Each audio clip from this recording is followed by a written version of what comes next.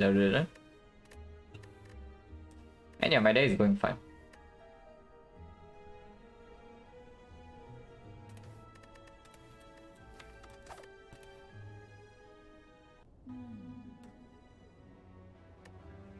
Okay, so we might be starting with gold.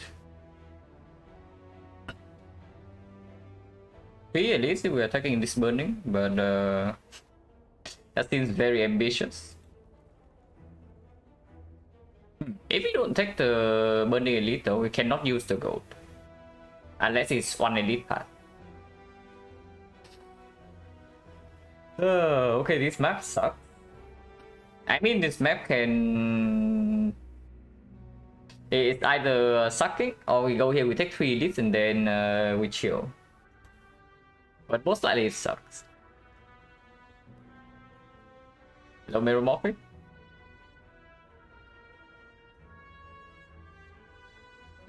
And one day we'll get a good Act 1 map, yeah. Question Act 2 thinking discussion potion. Yeah. Potion from Knowing Skull is potentially the only thing in Act 2 that could have been changed. Potentially. Avocado Red we lost like 1 HP though with the Nightmare Pit. But I think I can definitely see picking one potion. The problem with that though is that the Knowing Skull was like the first shrine, so I did not know that the second shrine was also coming. And I was expect to get like maybe 2 question marks, you know, afterwards.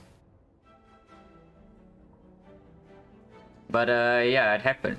Got another shrine into another advanced hallway. Far left. The problem with far left is that we take 5 fights before first elite, and then if we take the gold, then the Neo bonus doesn't even play until here. So we get farmed by these fights. We get farmed by this elite, and then we get to spend our gold, and then there's a fourth elite before the fire, so that is dangerous as well. Yeah, someday we'll get a good Act 1 Silent map, but maybe not today.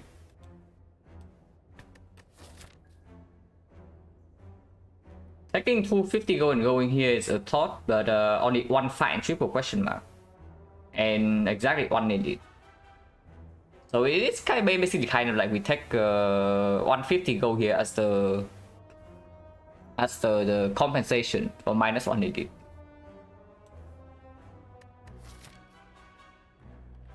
Choose the colorless. If it doesn't give us this floor 6 elite, it's also not worth picking. I take the gold. I take the gold and then we go here and then decide. But yeah, this map, once again, this map sucks. Unless you tell me it's actually uncommon colorless and we commit to left to far left. Because uncommon colorless actually should perform in the hallway fights. And then we brute force this fight, somehow get a shop to with 75, 200 gold. And then deal with this elite. And then we get like 2 more fires, so 3 fires in the entire act. Plus 1 potentially rest ones. So 3 upgrades, 2 elites, uncommon colorless, and a shop into Hexagons, which is reasonable. The thing with that is that if the uncommon colorless breaks and we cannot take this fight, which is absolutely possible, the act is basically done for. Taking the gold, if we can take the gold and go here, that is the best case scenario, but probably only happens if this is healing. If this is not healing, we probably will never commit to this, because it's still floor 8 burning elite and then flow low by floor 10 elite, we cannot avoid. So usually it's like triple question mark to this shop here, so a bunch of death floors here, into the shop, 250 go into this, and then 1 fire. 2 fires, but we take 1 elite only, so probably can upgrade at both fires.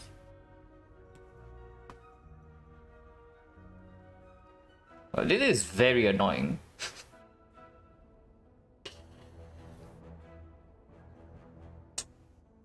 I have a feeling that the recent maps are all like this. I don't know if it's just me or it's actually the game. But yeah, I have a feeling that every single Act 1 map recently we have seen is complete garbage like this. That's me satisfying with, yeah. Only if you don't die instantly. Dying instantly is no fun, but you can struggle for long enough and maybe it becomes fun eventually.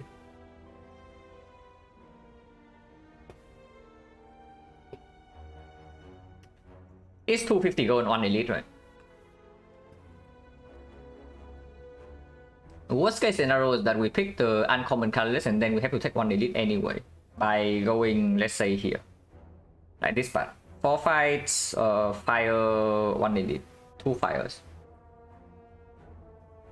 Yeah, it's still just the gold. But the problem with the gold is that we take 1 fight and 1 fight only, and this is still a floor 6 elite.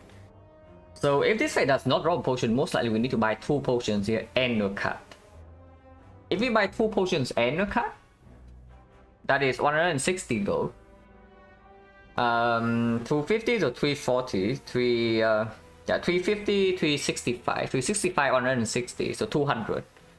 We have 200 left, so we can still buy a common relic or a shop relic, but that is it. And we spend all our gold till before first elite, and the elite is not even safe. Good news though is that this is easy hallway, and this is easy hallway if we don't see a single fight question mark, which probably doesn't happen. So good case scenario is that we do see like 1 fight maybe in between here, and we don't have to spend like all our gold in this shop. And then 1 advanced hallways which is potentially avoidable into the fire. Not a lot of time to solve Hexagons. Hello, anything next? Yeah, really not a lot of time to solve Hexagons. 100 gold is not strong enough for me to do this though, unfortunately. If we commit into this and do thing, I don't really want to take the damage for gold unless this is actually healing. But yeah, 100 gold shop is not strong enough for me to take floor 6 elite into floor 8 burning into floor 10 elite. That is just not possible. Okay, maybe it is possible sometimes. If the first shop has preserved insect, then yeah, everything is possible. But usually it doesn't. Yeah, even 250 gold sucks, yeah, if we have to go for this shop. And there's no shop in the second half, so we cannot even do something like brute forcing this elite into a late shop to solve Hexagons and get value for Act 2. It's not even doable. Yeah, if we have to spend like 160 gold on some suboptimal stuff in here, then the 250 gold is not even that strong. Maybe it is uncommon colorless. Uncommon colorless, if we see dramatic entrance, we commit to far left. Every question is right. Question to advance always. That is not as bad in Act 1 compared to Act 2, because Act 1 events are like fairly bad anyway. So instead of empty node, you kind of take advanced hallway, which is not even terrible. But Act 2 events are actually good.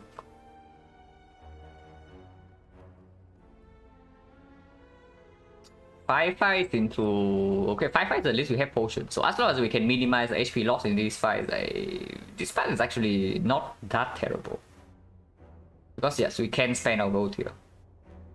And triple fire is not that bad.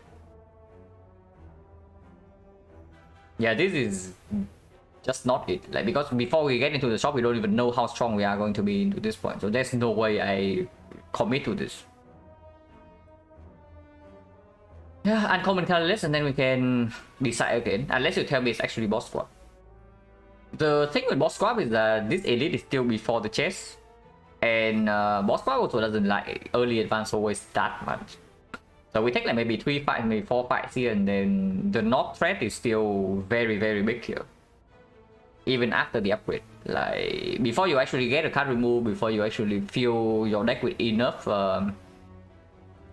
backup plans, that even if you are slow by 1 turn, you can still kill the knock. Like, boss swapping just doesn't cut it. And there's no late elite here. Like, second half of the map, no elite, unless it's this one. So yeah, if we are swapping here, we are probably expecting to take 0 elite unless something good happens by this point. And before that, I just take uncommon colorless. One more fight in here and I would feel much safer about the shop. Like the 250 go into the shop. One more fight here, but it has to be triple question mark here in both ways. One fight and 3 question mark into the shop. Now this is like some utter garbage.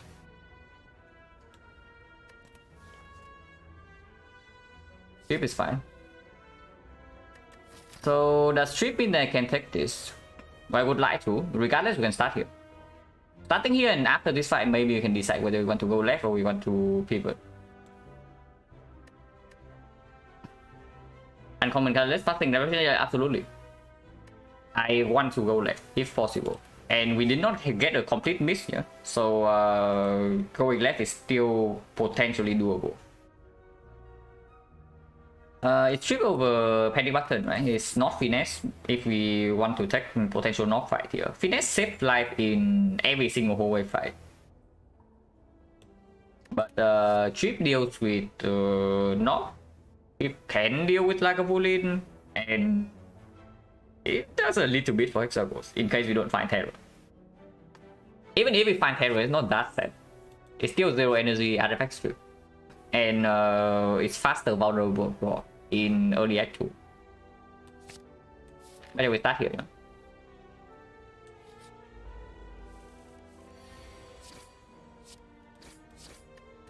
56 HP cultists, but we do have a trip. 3 strike will kill, if not we just block. Yeah, trip already played. Could have taken the gold. Dagger throw is better than sneaky strike. With the trip, of course, we take the attack. With the regen potion and the dagger throw first card, I do think we commit to this. But I still take terror, yeah, absolutely. Like maybe not over something super good, but there has to be a fairly big reason for me not to click terror, even with the trip. Not bad, yeah, not terrible, but it can change very fast because these are advanced always. But yeah, I do think we commit with plus 15 HP from this and decent cut rewards from the start.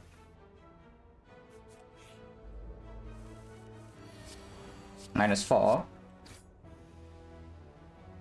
Missing 11 HP. We can get more value out of this. The third fight is either the double slime or the 2 lies. And whichever fight this is, we can get full regen value there. Hello, JPH.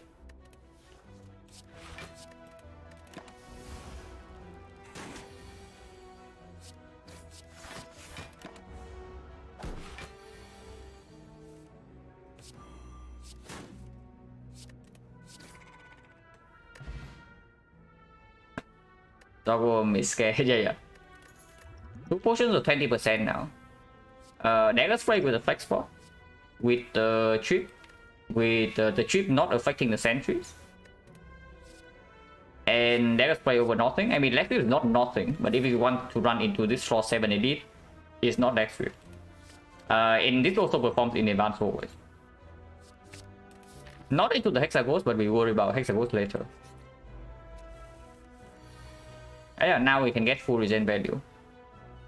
Maybe not full, but next turn we are probably taking damage. And at least it heals 11. Potion chance right now is still 20%.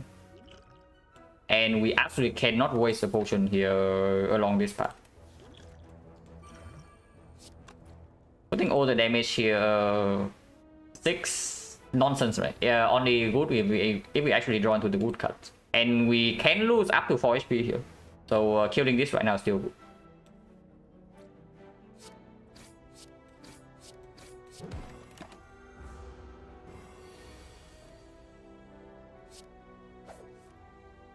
We can kill this right now, but man, we actually bought a black 3 defense here, so we take 7.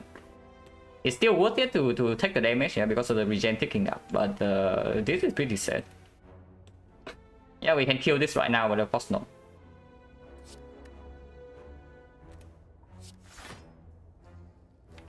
I want to be able to play neutralize if I redraw to it.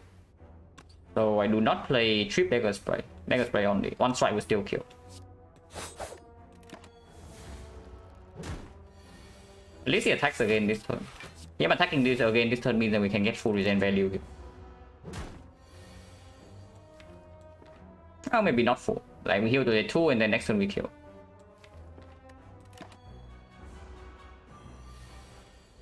We can block for 1 and heal by 1. No potion, so 30%. Second dagger throw works better, slightly better with the trip. This is plus 4 damage with the trip. This is slightly better against the sentries, I guess, because you can strip artifact for the trip, but we already have the dagger spray for that. And into the knob, after trip is down, this is plus 3. It's not that much worse. This is plus 4, this is plus 3. But this opens up potential sneaky strike, maybe eviscerate.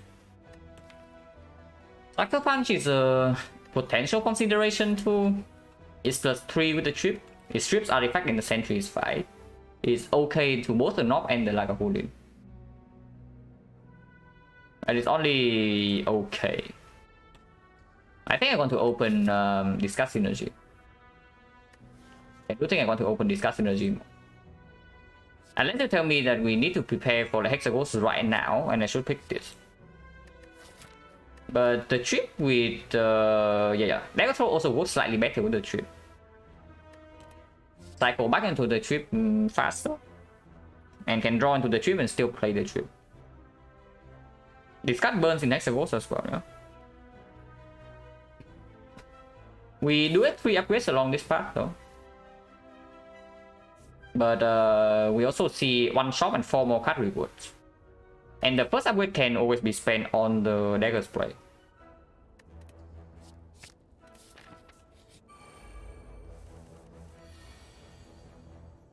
Can kill this right now. This is 12, 14 exactly so, and then we can put we need 10 damage here next turn, which we can. Otherwise we block 16.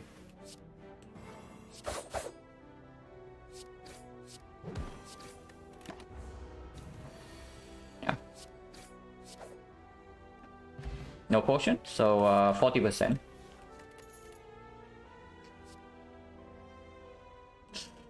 Spicy, but dash is here. Dash is another attack, so of course it works with the trip, and it's a block card. Added in the deck with like 4 offensive cards included. A block card that's good against O2 elites is just good. Yeah, Grand Finale is cute, but not really. Also a decent upgrade target. This fight can be fairly nasty. But we can lose some HP here.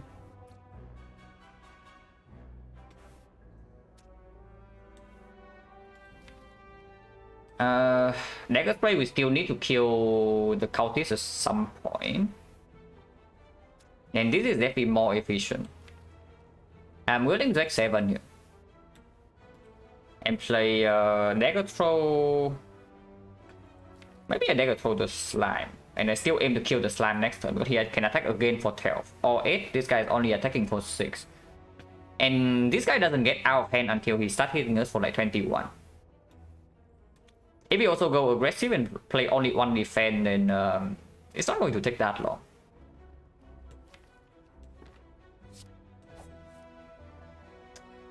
Oh, drawing into dash means that I don't get to play the Dagger Spray. Now that one I don't like too much. If we don't play Dagger Spray, our damage on the cultist is going to be somewhat behind. I guess we still do it. Like it sets 5 HP immediately and we lose like on 6 damage. It's kind of like trading a defense for a strike. I guess after this guy is dead, we can maybe trip this guy, so being like maybe 1.5 turns behind doesn't hurt that much when we can also block with the dash.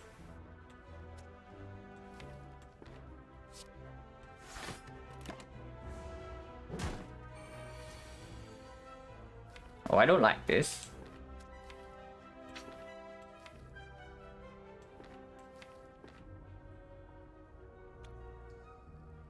This weighs 2 damage. This also weighs 2 damage.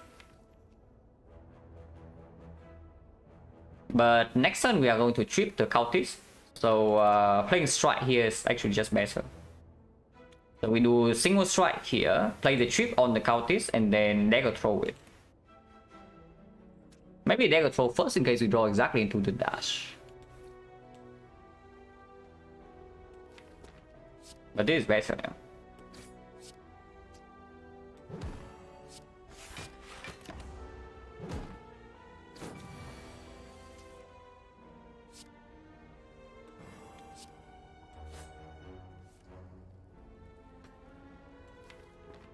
And yeah, plus we take 6 here.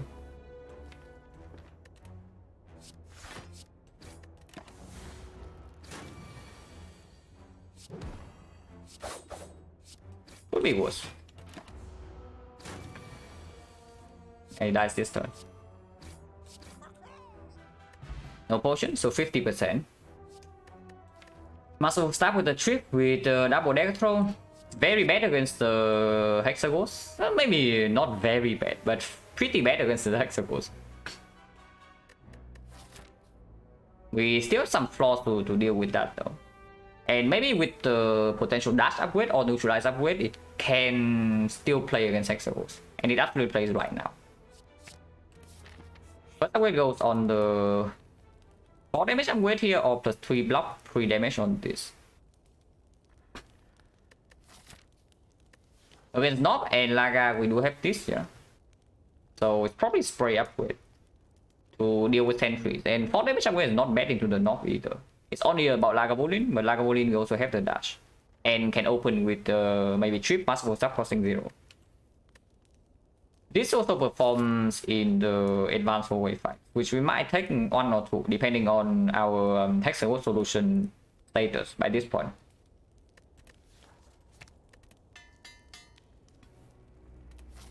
Potion chance 50, 85 damage, HP knock, but we also rolled the trip turn 1, which is great. There is no way we use flex spot before we actually see the dagger spray, if we even use it.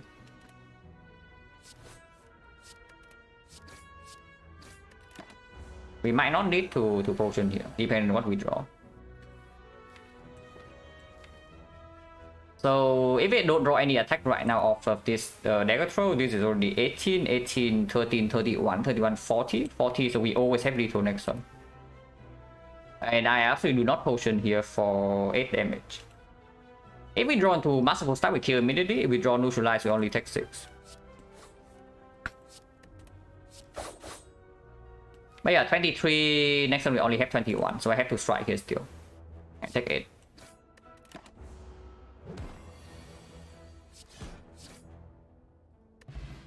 Seizing top. Great relic against Hexagons if you ask me.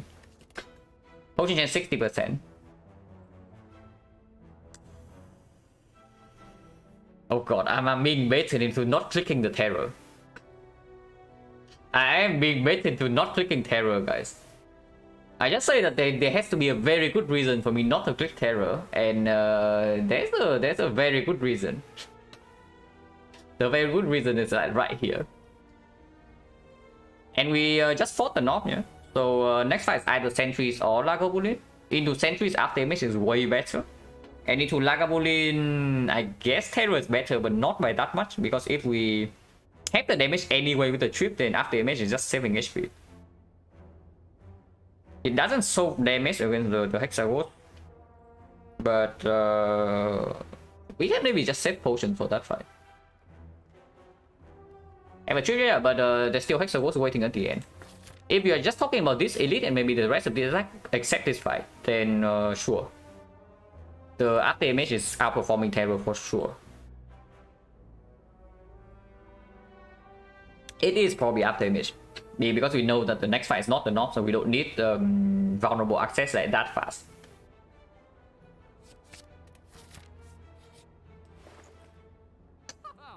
Seven gold off.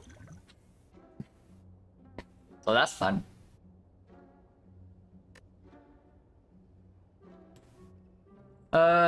There's Flash of Steel. Yeah. If we have apotheosis right now, I'm not scared of Hexaghost at all. If we actually have an apotheosis, but we don't. If only top was fish instead. Yeah, it's true. If top was the fish, we actually would have enough gold for this. AI is so strong. Yeah, AI is pretty good. So I'm considering like Flash of Steel remove here. Unless you tell me that I want to buy a potion. Like, we buy this potion to solve Hexaghost instantly. It's also a thing. I can buy Flash of Steel, Cultist Potion, we are left with 3 gold. And then we use maybe Flex Spot in this fight, and the Hexaghost is dead from the Cultist Spot. Because I remove is not even that strong, huh?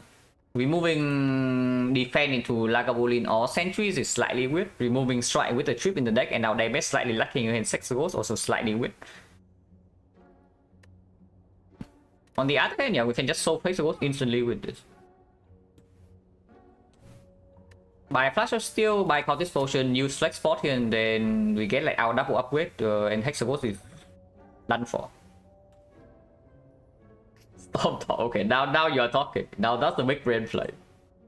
Storm of Steel on Seizing Top with the after image. Yeah, how bad can it be, right? I do think I do that. I do think I do Flash of Steel Cultist Spot. Cultist Spot is like slightly overpriced. Honestly, if I can get away with like Strength Pot instead, would be great. But Counterless Pot is not a guarantee, so I want to solve Hexaghost right now. Instead of having to pick up something like a Deadly Poison or maybe a Bouncing Flash to deal with.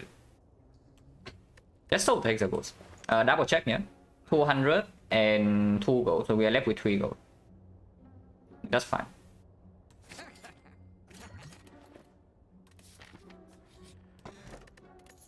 Necro Skull is still early enough that we probably don't keep this. Opens up potential and Venom pick.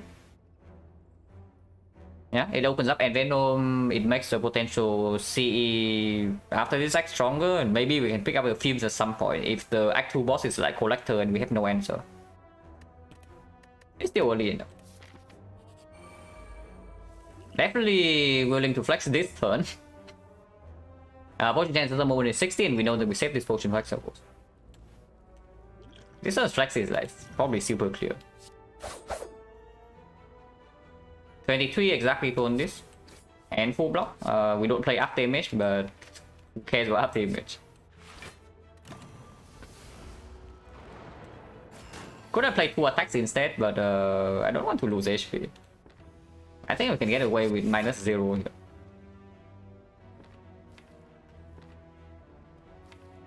Nine, 13. It's actually this.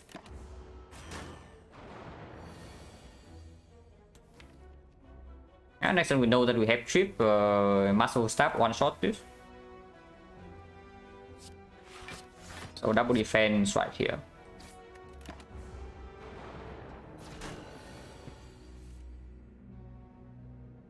Hello, Rainrocks. And yeah, 0 damage fight.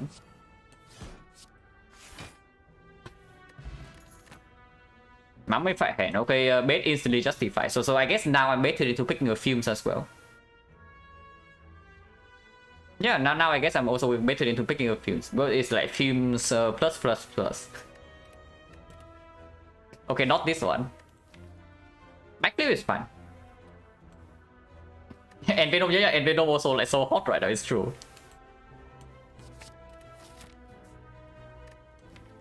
Upgrade on Neutralize is okay. After image is like surprisingly okay with the Mummified hand now, but before that I just make an output upgrade. It is probably Neutralize. Yeah, it is probably Neutralize. We can try to block Act 2 with the after image, and it performs in this fight. If we don't have a better upgrade after this though, we probably avoid the fire and take like 2 fights instead. Also, potion chance at the moment is 70. Yeah, I cannot go to the left here. So yeah, we take 2 fights then, instead of taking this part. There's no upgrade in our deck right now. I mean, dash upgrade is like okay, but it's only okay. Maybe okay is good enough though. It definitely performs in early actual. It's good against double tips, it's good against avocado, and that's enough reason for me. But then again, we get another upgrade here. So I upgrade that, and then what do I upgrade? There's like maybe Flash of Steel. Flash of Steel is not too bad of an upgrade. It's +3 on the card that we always play. Until maybe Time Eater. Yeah, actually it's not that bad. Like, why do we have even one hallway fights? Yeah, that's always also kind of suck. And why do I even want hallway fights? Dash Plus or Flash of Steel first? Dash Plus is probably stronger. In case we see something better to upgrade, then we just ignore this. I do think Dash upgrade plays a little bit more than the Flash of Steel upgrade into early Act 2.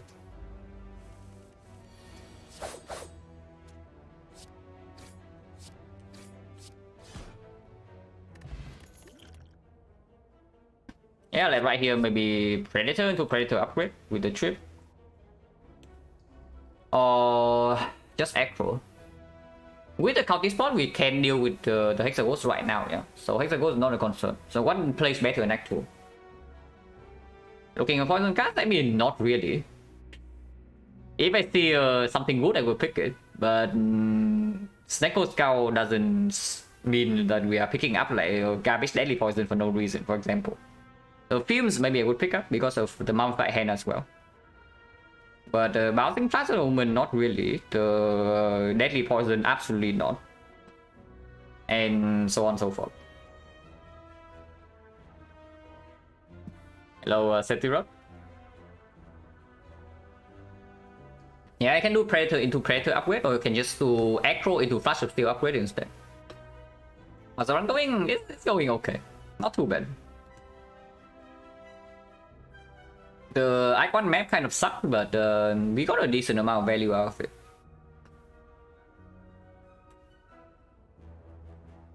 Acro also works slightly better with up damage, and we already have 2 dagger throws.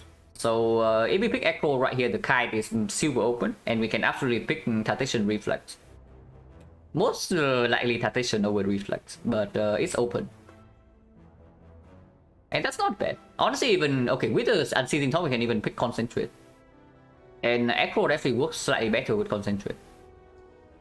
If we don't see the Force Energy, Predator also somewhat weird with the Dash Plus, especially when we upgrade both cards.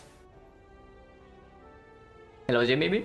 And yeah, the start was Uncommon Colorless. Between Finesse, Trip, and Panic Button. The other options were 100 gold, 15 damage for 250 gold, and Moskva. And we could not use the early gold cleanly. Yeah, like just take Acro into upgrading Flash of Steel is probably better.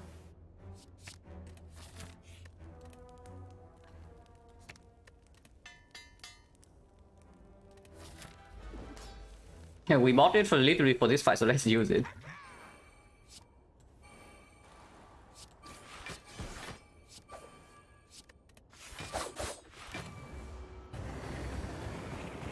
Yeah, Dash Plus, Dash Play. In case I don't want to trip.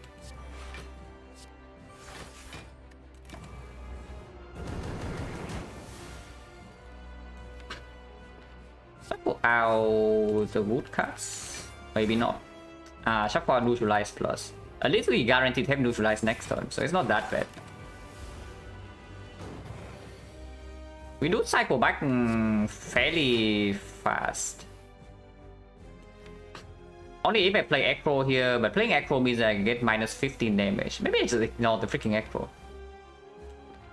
Probably just ignore the Acro. With up damage in play and we have Cultist Potions, we kill fast enough.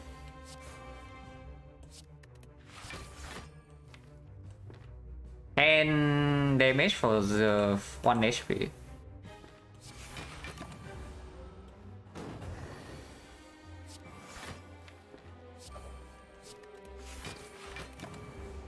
Just kill this turn. We have Dagger Spray coming up.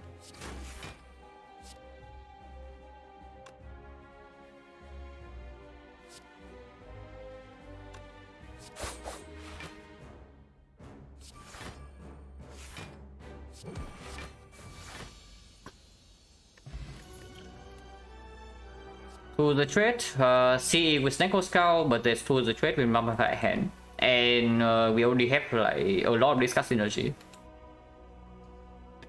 AoE wise, we do have Dagger Spray Plus, but Dagger Spray Plus only. Technically can upgrade the trip to be AoE, but probably not. Single target damage is not too bad though, with the 3 Flash of Steel and Masterful Staff. So it's only like the leader fight, but C doesn't even deal with leader either. Yeah, 2 to 3 is just way better, right, than the C, especially if we are stuck on 3 energy here. Yeah, 2 is just way better. Especially when we still have like 5 strike 5 defense. Oh, maybe we don't have 5 strike 5 defense.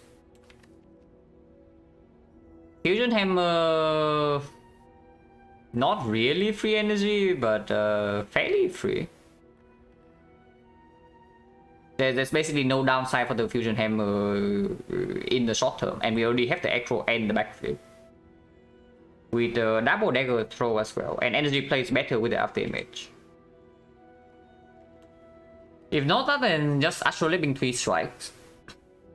But this deck can use energy. And I don't know, if we see upgrade all base cards and suddenly, or buy straight, and suddenly the Astral Living like no longer as good. It's fine. Yeah, energy with after image and a bunch of card draw, like how bad is it? Just pick the energy.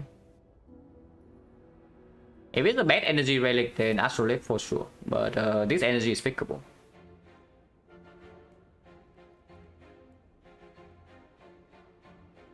Super early Burning Elite? Probably not. If we are not taking Burning Elite, then we are taking a bunch of advanced hallway, or we are going left side. So early shot, 1 advanced hallways into 2 fires, but fires are force rest. So it's not even that good. I think I like the 3 elite path, but that goes to 0 shot.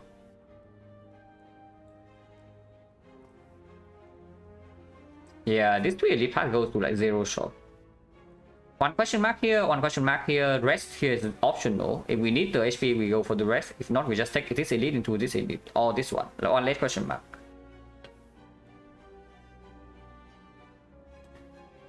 But no shot.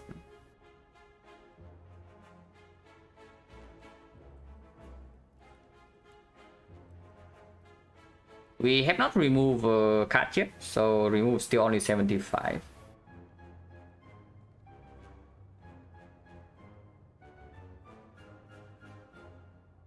If we can take Burning Elite, that's probably the best part in this side. But the thing with our deck right now is that it's not weak. It has decent output for both offense and defense, but it's not overwhelmingly strong in any direction, and it still has 10 base cards.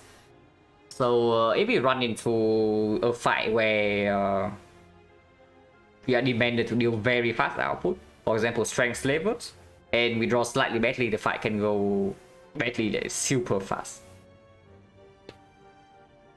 Probably not. I don't want to go to a shop before collector at some point though. The shop super early is not even that good. And I do think I got question mark over the 5 4-way path. So going here for more option, it's not even that good. If we start here, yeah, and we get completely wrecked by this one, we can still pivot to the left for 2 rests in a row, into 2 elites, into a shop. If we are strong at this point, then we take the 3 elite path. That's probably just way better than running into the Burning Elite. So yeah, we start here. I do 1 question mark over 5 fights. And yeah, dash plus plays.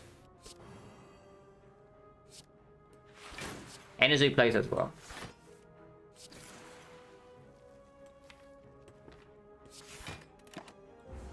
Would have done this to prevent frail, but second fight can be chosen.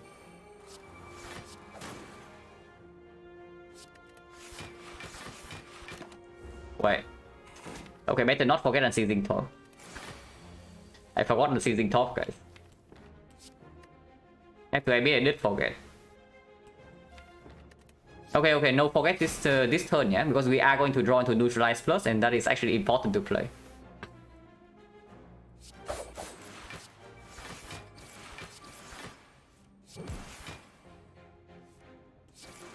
Oh, and season top we're going in.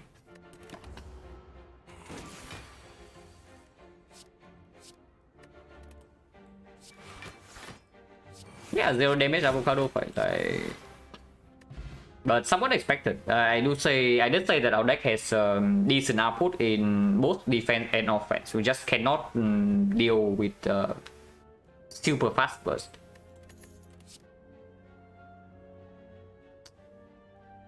Ooh. I want O3. And yes, I do want the Fuse Miners because we are facing Collector right now. And one Dagger Spray is absolutely not enough in that fight. Yeah, I want O3 here. Like first facing whale, very good. Prepare plus, completely phenomenal, especially when we already have tools of trade and the Necro. And Unceasing Top as well, yeah. So we even if we float energy, we don't really quote unquote float energy. And then there's a Fumes actually upgraded with the Snake Skull, and we have Mummified Hand. It is probably prepared though, because if we pick the prepare, suddenly something like Sticky Strike or Eviscerate can be our collector solve. Especially the Eviscerate. Eviscerate fairly strong at the moment, immediately. And with this is way better. That Potion is stronger than Ancient, even if we can run into Chosen here. What would be a power level relic pick more than one card from the rewards? Probably maybe uncommon relic, roughly that. I mean, rarity doesn't mean rarer doesn't mean it's stronger, but it's roughly like that. I would say that it's probably weaker than something like this. Yeah, I would say it's probably weaker than something like this. What is the revenge? Hopefully not. Yeah, no regret here. Also, yeah, a deck with like 10 base cards, prepare plus also absolutely performs. So dash is already blocking, and we can down dash plus 2 attacks plus dagger throw. Down lowest HP one.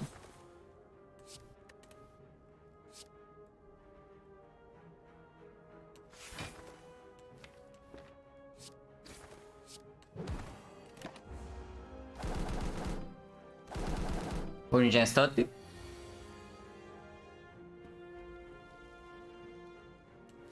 Unceasing Top, I'm going to do some work again.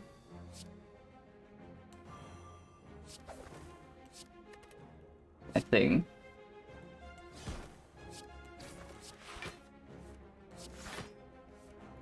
Yeah.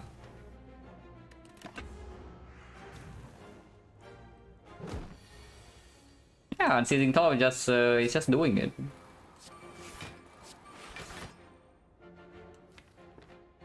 This turn it probably doesn't do it though. Unless we draw into 0 cost attack right now, which we are not.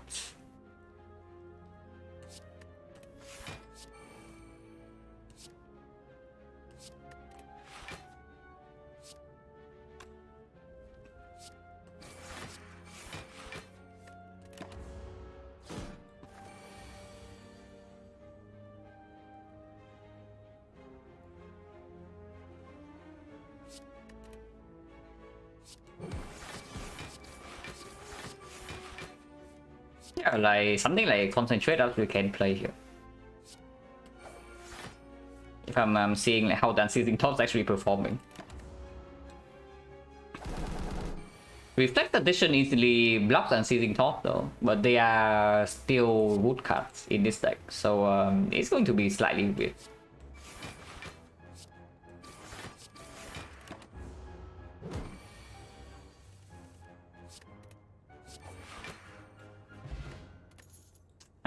Potion again.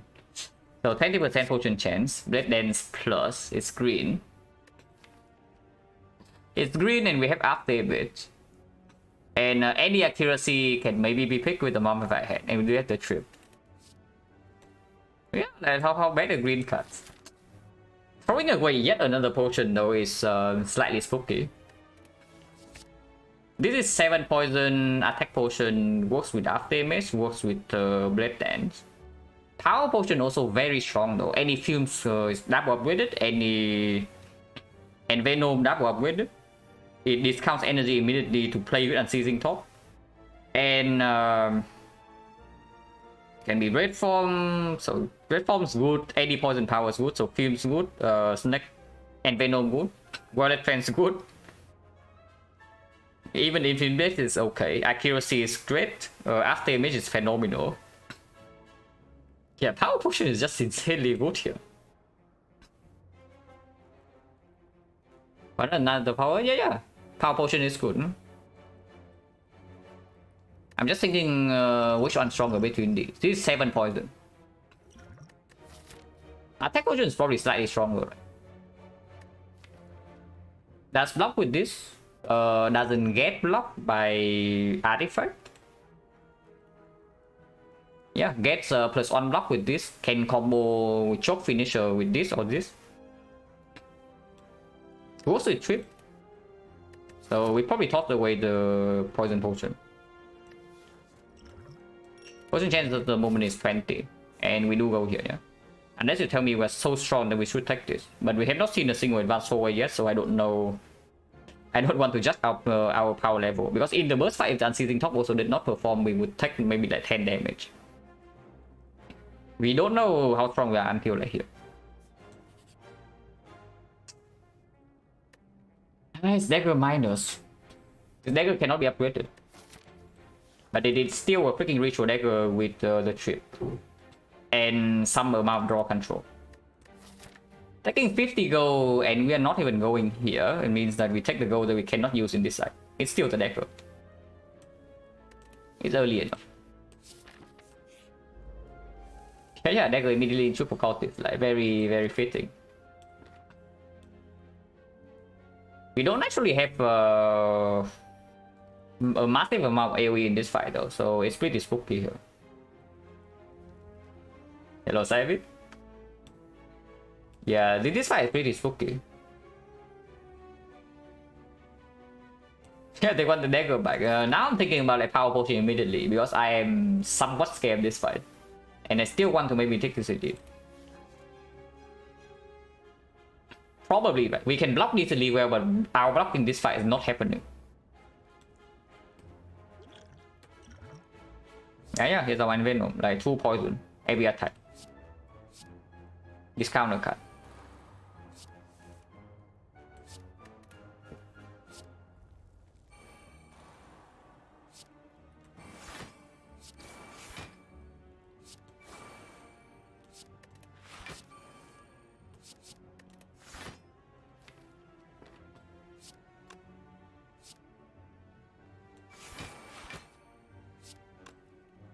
Set up for the dagger to kill, so 1 strike here, and then 1 strike can go here.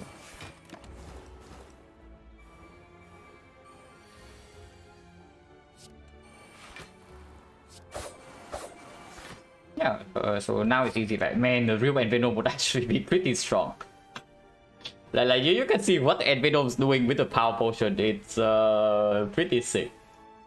Of course, the real Venom costs 2, but it does refund energy cost, and we do have energy to spend. So like, yeah, can be pretty good.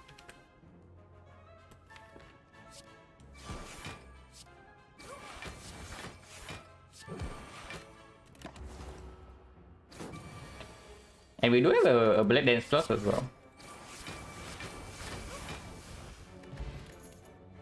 Another Blade Dance. Opens up accuracy pick immediately. Still works with AI, so like how bad is it? 1 energy deal 12. Not terrible. Potion chains 30. Doesn't count this.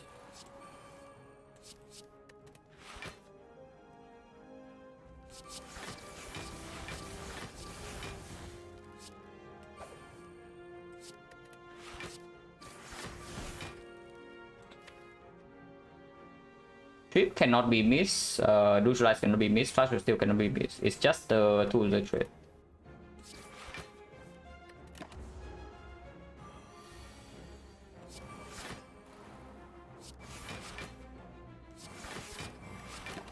Next turn can be fairly nasty. Maybe not. I guess next turn is a nasty turn, not this turn.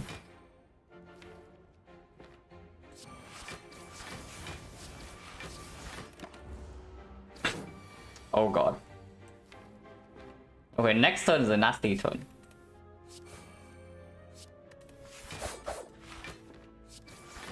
No, we just kill next turn, so minus 15 here. Hey, I don't potion for 15 when we are also potentially running into this elite.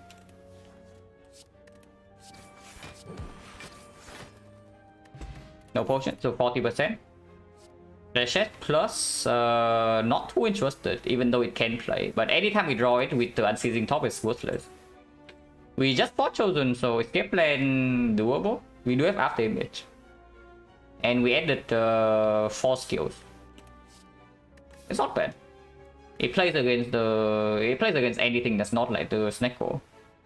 Maybe you can see chosen counties, but chosen counties and then XecnaR only 2 fights. Going here is overhealing, yeah. We rest once, we go to 57, and then yeah, we overheal. Before that, I take this fight, and then we can choose to whether to rest here or not. As long as we don't die here from 38, which I don't think so.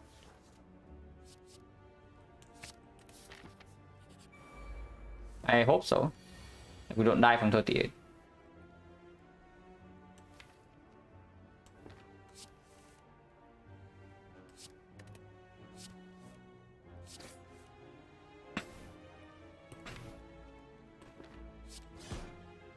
Triple block.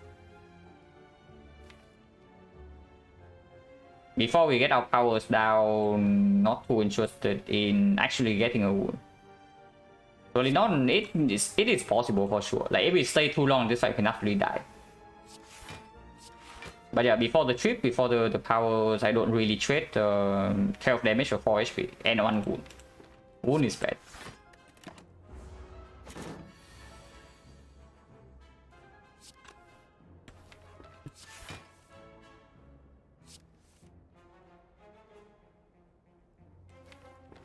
No power, but okay, power attack potion probably comes this turn then. Predator, yeah. I was thinking maybe choke finisher this turn, but Predator is fine.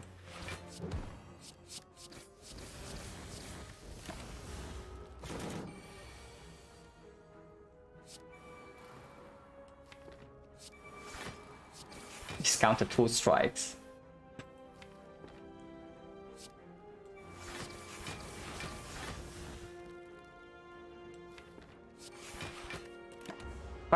And this turn is like 35, but we can still block.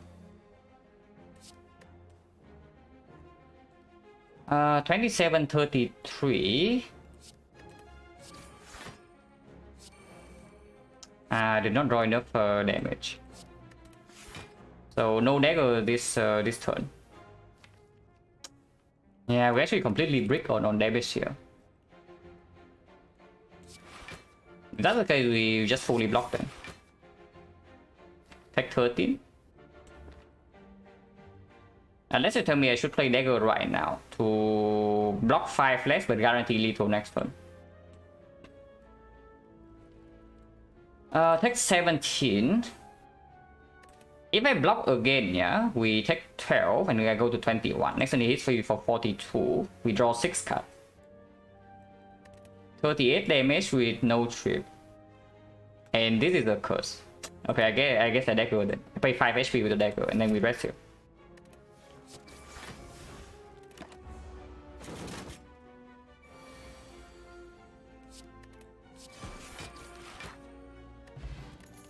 Dagger prep is fine, smoke bomb is whatever, and yeah, I talk about the eviscerate, and here it is. With 2 the trade, with acro, with prepare plus, with 2 dagger throws, it's just good. No pot, there's a pot now. So 1, 2, 3, 4, 5 fights and 3 potion. At the moment, 30%.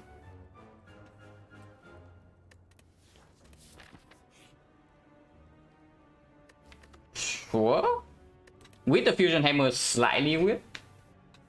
Especially if we have a force rest here, but we have 5 strikes. Yeah, we have 5 strikes. I take this. Do we still go here and rest? Because with the smoke bomb we can never die here, but if we have to smoke this fight because we die on turn 1, then we die here. Let's go here and rest.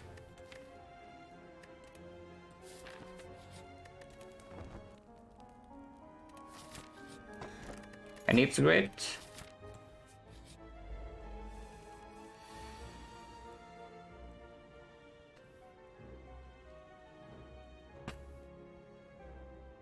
So 25, 37, 49 damage, exactly right. Yeah, 49 exactly to only take 7. We can heal to full, yeah, interesting. We can heal to full. Very interesting observation when we are fighting the slavers that hit us for 34 damage on turn 1, that we can heal to full here. Or are you telling me that we can heal to full in the advanced always? From 16 and no actual potion to build out. Yeah, you run into Avocado Red, turn 1, it hits you for 27, you don't have anything, you smoke bomb away, and then you run into here and then you die. Yeah, interesting. Penip, 1, 2, 3, 6. And yeah, Master Staff performs again. Exactly so. Also, dash upgrade also plays.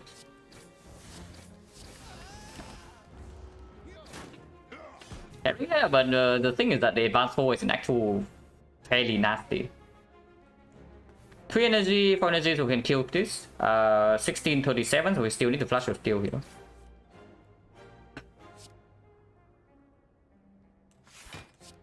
And yeah, we have not used bite a single time. I guess we can use bite like... not really, first cycle. We rule exactly enough so that we cannot buy it first cycle, which is slightly sad.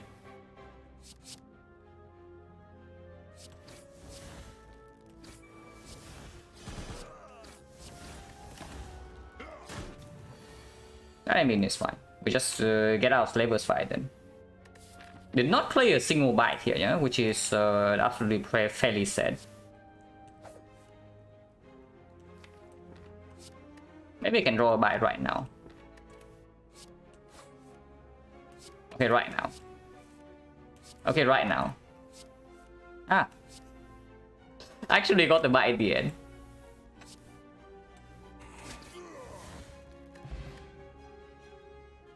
Fruit juice.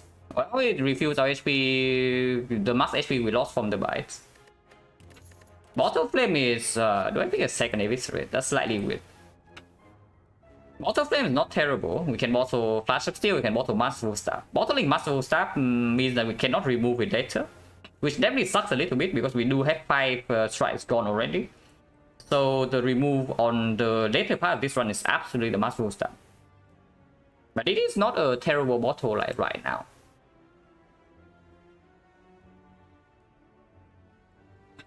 Fruit juice is actually okay. It's not terrible. It doesn't give us immediate output, but we also can never die here with the smoke bomb. Second eviscerate, I guess it's still good enough. Also, dagger minus with Nim, not yet. It's still way too small. And the fights do not last 2 cycles right now, so I do think that bottling the dagger right now is just making us like not land it more often than not. And yeah, hello MJ. Usually I don't like bottling dagger until it's something like maybe 50 damage.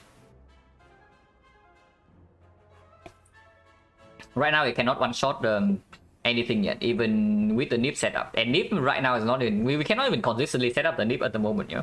No, with the bites, I guess it's slightly better than before. Slavers is one of the worst fight to store for the nip, so that was something. That was also something. Bottle Flash of Steel is probably slightly better than Masterful Staff because I do want to remove Masterful Staff later on in this one. I'm just thinking about the second eviscerate. Like, do I actually want it or not? With the Prepare Plus and the Acro and the Tools of Trade, it's probably just good. And I do have a feeling that we need slightly more damage for Collector. Or we need like a much stronger block than this. After image is cool, neutralize plus is cool, but that is definitely not enough block against Collector. Especially when we don't have a real way to kill the minions super fast. And second, Eviscerate can be the way to actually do it. A good panic target as well. Oh yeah, but also Flash of Steel seems fine.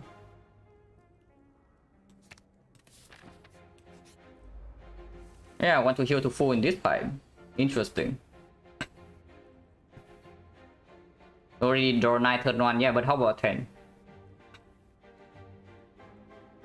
I mean, it's not even 10 because this thing replaces itself, so it doesn't mean anything. It's just there for us to choose to advance panic on an attack in our hand or not. Otherwise, it's like quote unquote free damage.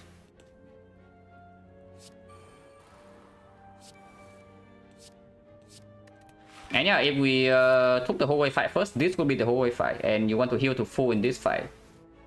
Interesting. So I guess we saw Chosen plus Bird into Chosen Cultist as our advanced hallways. Now that is fairly nasty. We can panic the dagger spray here. Oh, this is great. Panic dagger spray is 1236 AoE. We probably still hit the... Actually, no. I shouldn't probably trip the Chosen. I should probably trip the Chosen. Unfortunately, we missed both the Eviscerate turn 1.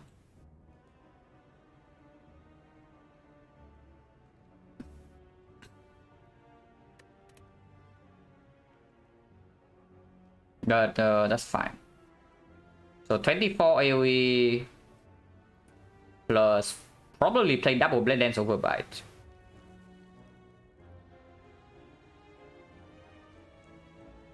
I'll probably still trip this then, if that's the case. So 36, we need 14 more here. This is 6 each. 3 shifts would do.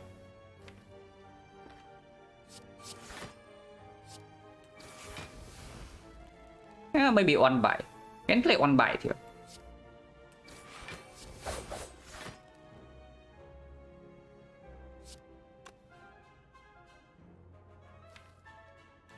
Yeah, with the who's the chase not down turn 1, and we missed both the Echo and the Prepare Plus on the Eviscerate. So these Eviscerates are not going to be very happy.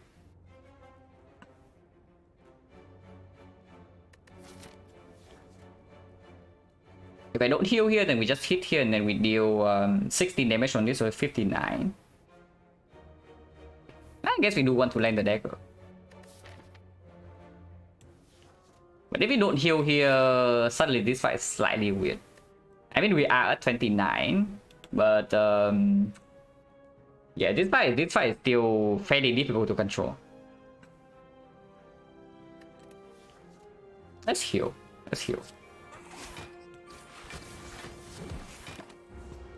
Chosen might not even attack turn 2. Okay, never mind.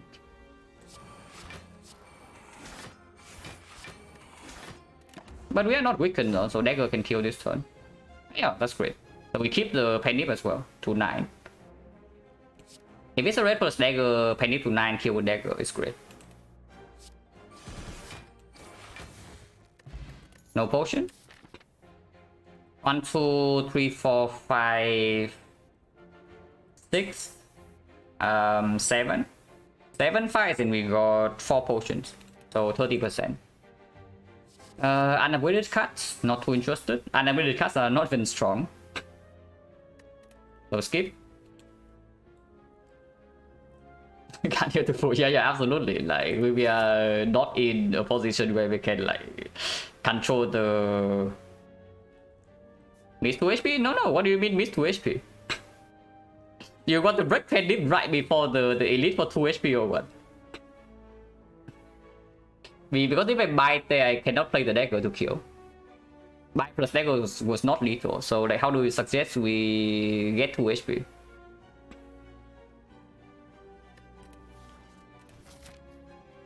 Question mark first or question mark after? If I see Colosseum... Well, we can smoke bomb the Colosseum 5. It's actually true. We can smoke bomb the first 5 Colosseum if we see it right now. And we are always going to question mark here, so it's only question mark first or question mark second. If I see Forgotten Outer...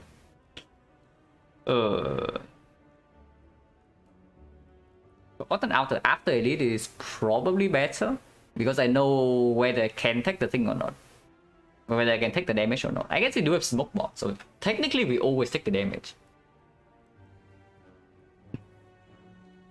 After, probably before. Any event that gets stronger, like Mutations, Library, Colosseum, is better right now. And even if I see the Outer, we still have Smoke Bomb for the Elite. So I can take the damage instead of adding a curse. Yeah, so we just take question mark before. Okay, I guess it's just a remove. At the moment, I don't know. What is the remove here? It's probably not defend. We still need to scale our block somehow, and Footwork comes up with it with the Mummified Hand, even with the Fusion Hammer. Removing 1 bite is okay. It's not that good. This is still very useful, yeah. It will be bad later on in the run, but at the moment it's still quite strong. Yeah, if I can smoke bomb our Forgotten Outer, I would probably remove 1 bite.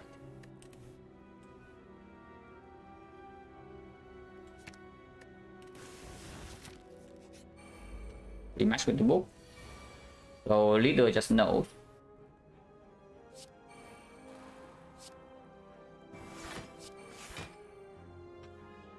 Okay, yeah, the leader just knows. I want to panic this fairly badly, but if we panic this, if I panic this, I get kind of bright. And we also miss quite a decent amount of HP here, so let's start. Events that cannot happen to either one, you can absolutely see both aberrations and bites. We have taken that before on stream and played the run at like 21 max HP. The events that cannot happen together in one run.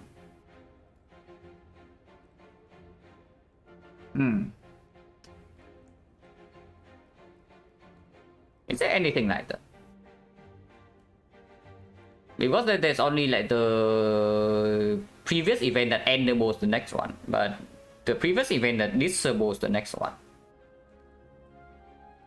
On top of my head, I cannot think of any, but potentially I'm missing something. But at the moment, I cannot think of any.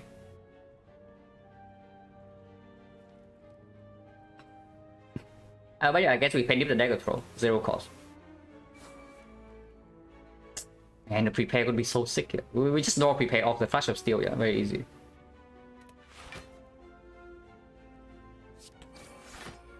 Okay, no prepared here. After image is down, we can block this fight for a decent amount of time. Let's not take too much damage. Can take 2 to deal 10 and heal by 2. So we take 0 here, but 1 wound. And Master will start costing 1. So let's defend.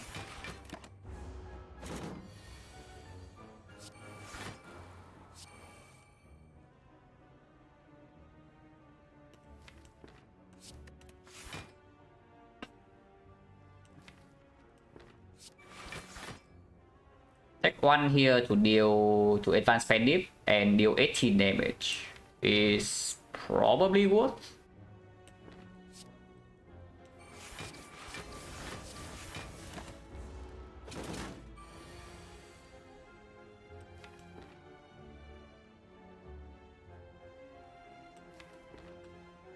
One, 2, 3, 4, 5, 6, 7, 8. So this is full block. Yeah, 5, 6, 7, 8, 9. 9 cuts. Plus 5. Blocking for 14. So if I discard a defense here, we do not have full block. Let's full block.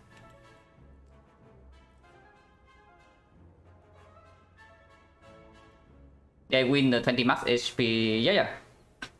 We won the... I think we have done it more than once. I know that we have won most of the time. We took both bites and aberration. I think we lost 1 run. But every other run was a win. Because the aberration is just strong. And with bias and apparition, as long as you don't get one shotted, you enter every fight with full HP.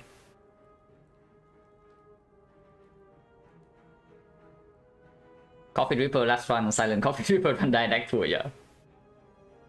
The any high ascension only event could not come together with Not in War. Not in the War. I think Not in the War is like kind of a standalone. And it cannot show up above Ascension 15. But it doesn't have any tie with a different event. It's just Dome, yeah. This thing deals exactly the same amount of damage, so it doesn't matter which one we keep.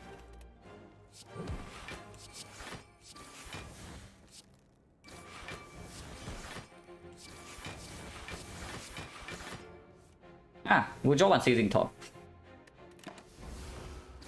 This Sun Seizing Top has been performing like pretty well, I have to say. And we get to dagger right here and heal up a little bit, which is great.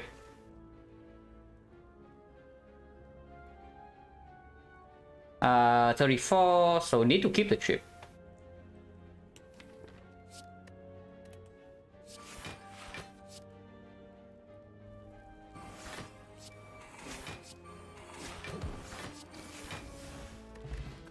Ornamental Fan, okay, this is actually very good with the Blade Dances and the Flash of Steel.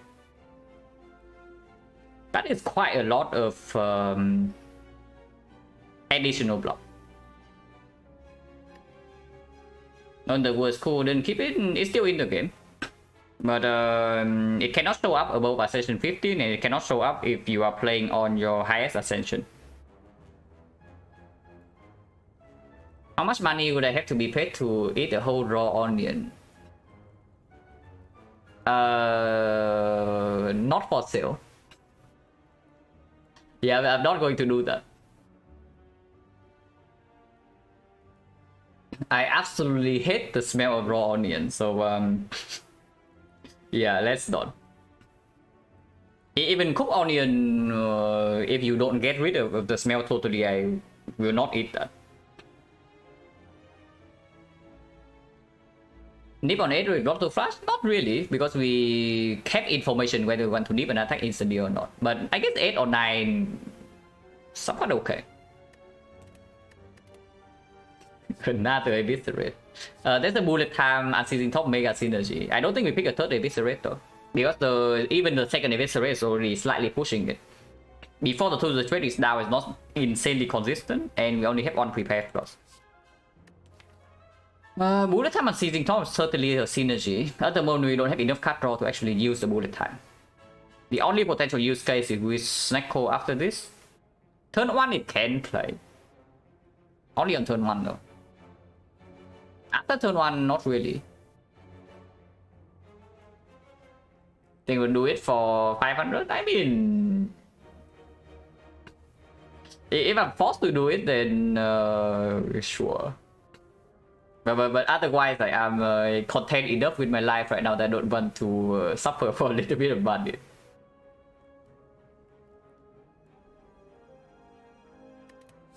But yeah, nothing here, right? Bullet time doesn't even perform. If we have like maybe 2 more white flips and maybe 1 more acro, then sure, bullet time can play. At the moment, no. Bullet time override top, yeah. The debuff in here means that you cannot draw cards. Bullet time gives you a debuff that you can no longer draw cards. If you have a way to get rid of the debuff, like some artifacts, some orange pellets, then it can continue to draw. But yeah, this is a skip. Potion chance at the moment is 40.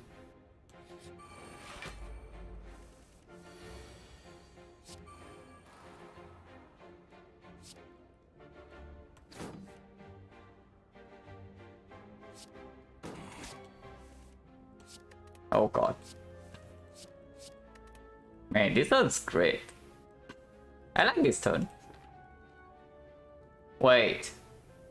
No. Force rest coming up, so I'm not forced to heal here. And we are basically full HP anyway. So I was thinking that maybe we can not kill this guy and then full block with like after image and whatnot, and then heal to full with the bites, but we don't need to do that. At least not in this fight. No, not right now. We are only missing 9 HP. So let's just one shot this and get out of here.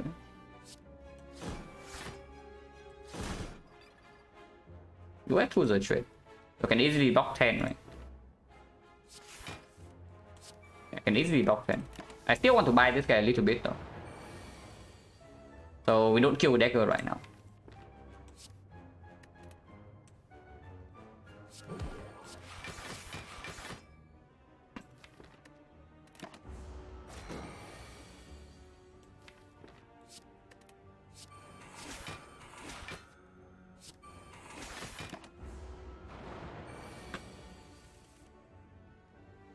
What about now? Yes, now is fine. Yeah, missing 1 HP. Surely we'll never die in Collector by 1 HP, right? Surely never. If Fu can grab the key, we are already grabbing the key from 45. But surely we'll never die from by 1 HP, yeah? Never? Yeah, never.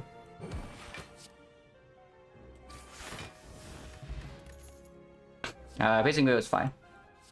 First copy of wheel still very good in the collector fight, especially after we get debuff. No actual AoE solution though, so collector fight is not going to be an easy one, and you have no potion either.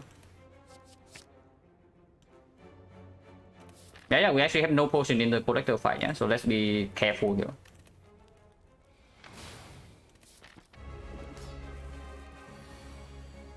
This is a good draw though. Especially when we can penip the Eviscerate. And with the trip as well, holy crap, that's a lot of damage.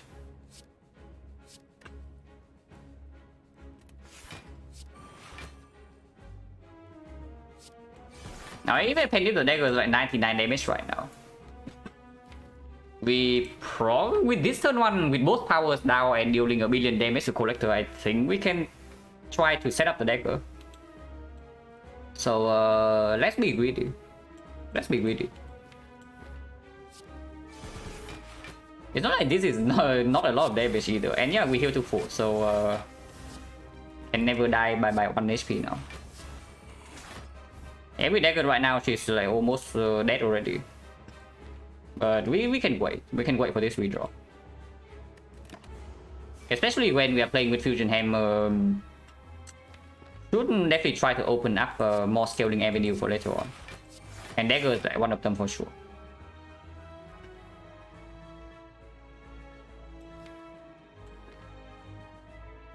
Can kill a minion right now? Exactly 42, yeah. So let's actually do that. Can penip the Eviscerate on the Collector again. But let's kill a minion.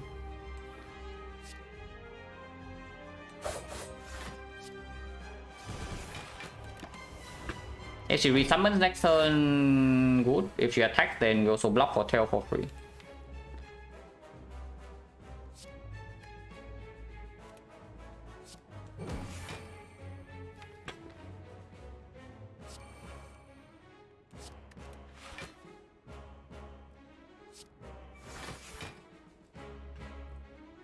Full block. Next turn she debuffs. Oh yeah, for this fight should be under control.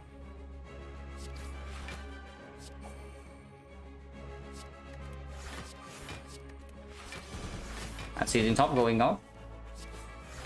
What did I miss? Nothing important.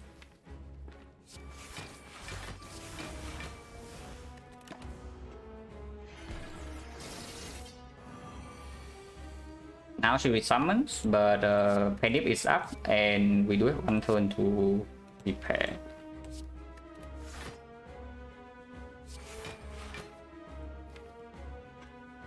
How big is the dagger next turn if it's Penip?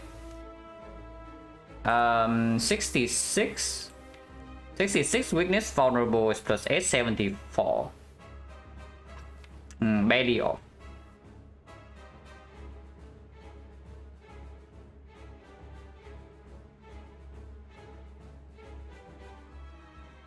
So I guess we just do this. And then we kill... I think we kill next turn? I haven't calculated, but I do think we kill this turn. If we don't kill, we might die. Let's not die. This is base 33, yeah? So weakness vulnerable 37... Yeah, we actually just kill this turn.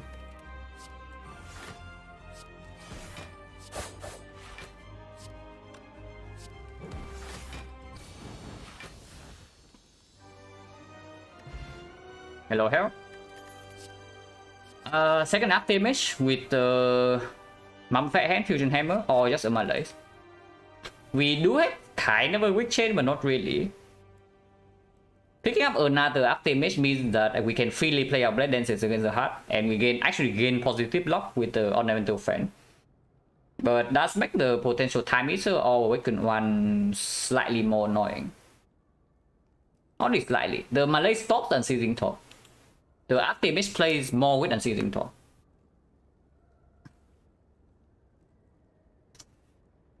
First copy of Malaise very strong, but our relics and kind of to an extent some cards, like even the Flash of Steel also speaks for the second half damage.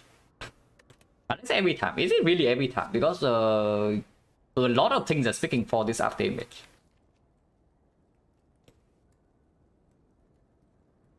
And honestly, 2 up damage with Ornamental Fan is a valid way to block the heart.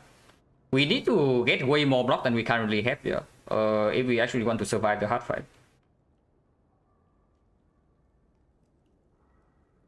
Yeah. I also think I like AI slightly more, even if the Malaise will probably make the X3 boss gauntlet easier for us. But even into the Time Eater, we do have Pandit with a decently big Ritual Dagger. So like, how bad is that fight? And our defensive plan is not that bad either, with double up damage. Awakened one is definitely slightly weird. But the Ornamental Fan blocks a lot. We don't have more than one weak source, but it's neutralized plus. And we do cycle like not too slow. We do the trade and the card draw.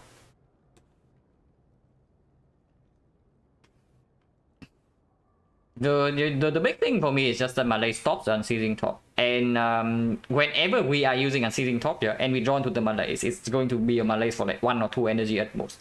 And we don't have a Wallet Pledge. So do we end our turn there? Do we just play the Malaise for a very small amount? Or do we never play around the top?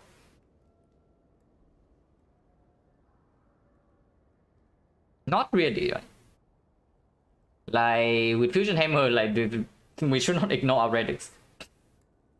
With the Fusion Hammer, we should not ignore our relics. Now, I would say that guaranteeing weak chain in the hard fight is fairly important. But we still have an entire act to deal with that, and we have a big shock coming up. AI worry about block? Yeah, but what about fat node block in the heart is the thing. But yeah, after it's taken up damage, it's just better here. Don't think Malaise is good. Yeah, it's really strong. Of course, Malaise is still really strong. I will always click Malaise over skip here, but here in our case, I do think everything in our relic bar and the deck also speaks for the up damage. Speedport in case we get artifact, can bring it right now and keep the fruit juice and keep the smoke bomb. Unless they tell me we see the back after this and should keep this for 5 HP. Keep the smoke bomb with the buys double up damage and backup prep. We are never smoke bombing easy whole way, yeah. So let's toss the smoke bomb in case we pick the back, because back is potentially an answer with the Fusion Hammer as well for Act 4 scaling defense. Yeah, so let's toss the smoke bomb and keep the thing in case of back. What do you know, guys? Yeah, plus 5 mark HP. Unless you tell me we should pick the curse key instead. But I do think this is just plus 5 mark HP.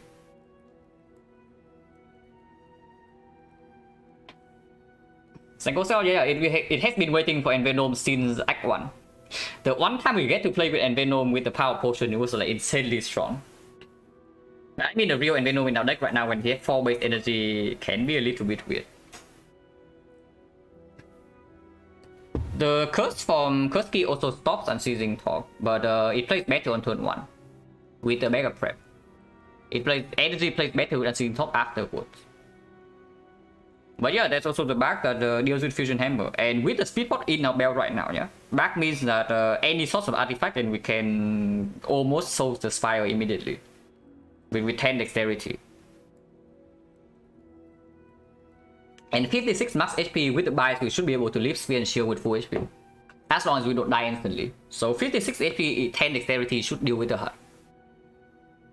Yeah, I just picked the back here.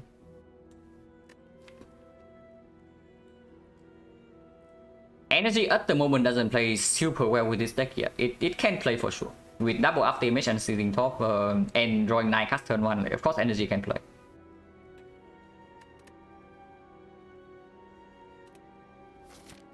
I meet her first.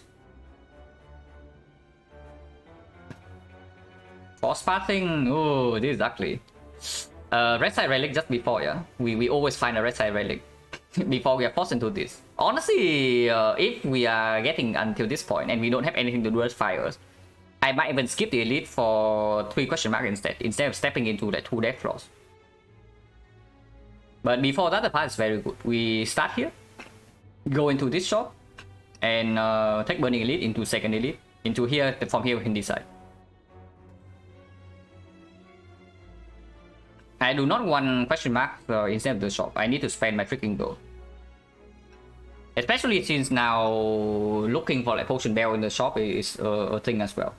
Looking for potion bell, looking for pellets. Like pellets, global souvenir can easily mean that this is our Act 4 soul.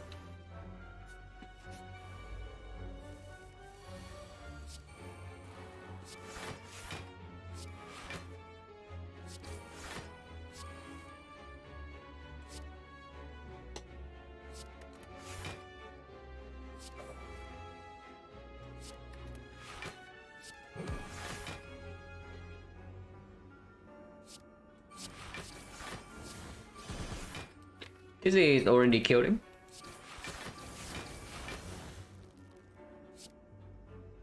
And I don't have another neutralize, so sometimes I want to play the dash though, so let's do this.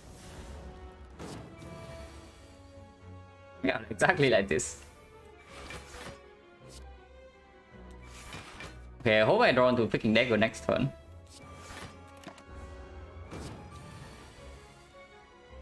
Don't draw into the dagger. We do have a force rest, and we have bias to fill up. Let's block. Take 9 damage. Yeah, it's trying to hide, but it cannot hide from us. Exactly the bottom card as well. Yeah.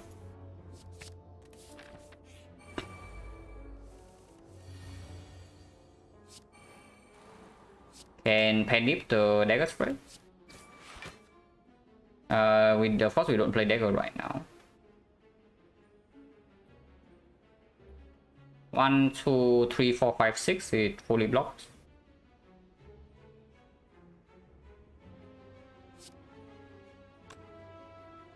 $24, 36. Let's do this.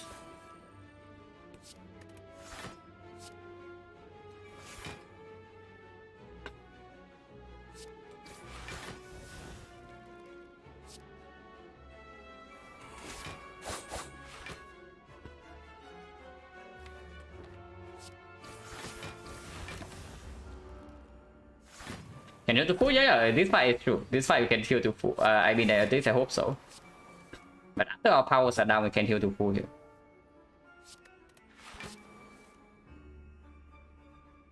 Maybe. Probably.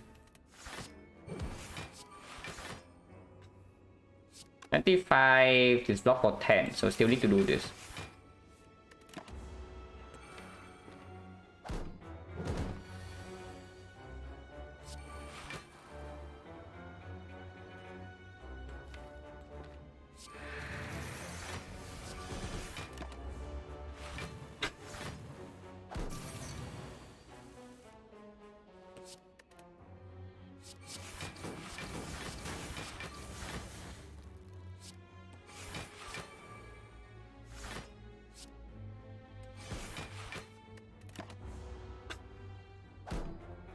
And stay here for a while.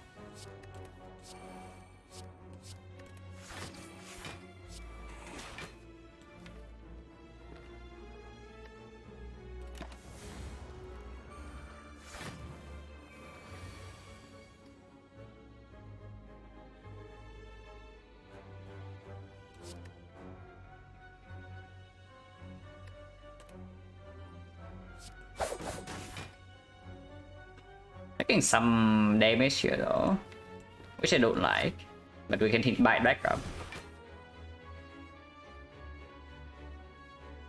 This blocks for more than this. Yeah, we heal by 2 and lose 7, so making backward progress.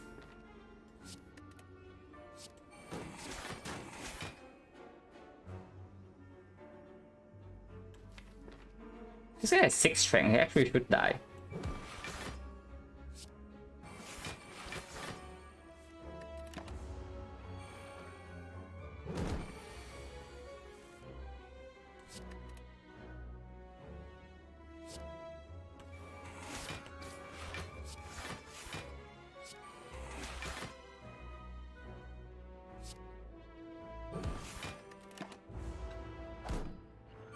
Oh, now we just get the dagger.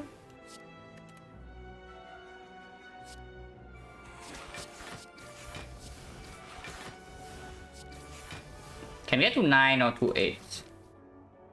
I guess 8 is okay. Artifact, yeah, we can actually see artifact in the shop. 8 is fine because it also enables something like dagger throw into eviscerate. Yeah, 8 is fine. No potion, dodge and roll plus versus reflex. Reflex is very good after this is down. He breaks the unceasing top. But if you're on only 4 energy, probably it's time to say goodbye to the unceasing top. But that's also a dodge and roll plus. And dodge and roll plus is especially potent if we are saving something like a deck spot for X4. Which currently we are probably planning on doing. If not speed pot, then just a deck spot or 4 decks. And the dodge and roll is very, very good. And it is green. And we still pick up any footwork from here. Yeah, it is good. Also, no potion, so potion chance 60. Yeah, footwork is right here. Artifact is also right here.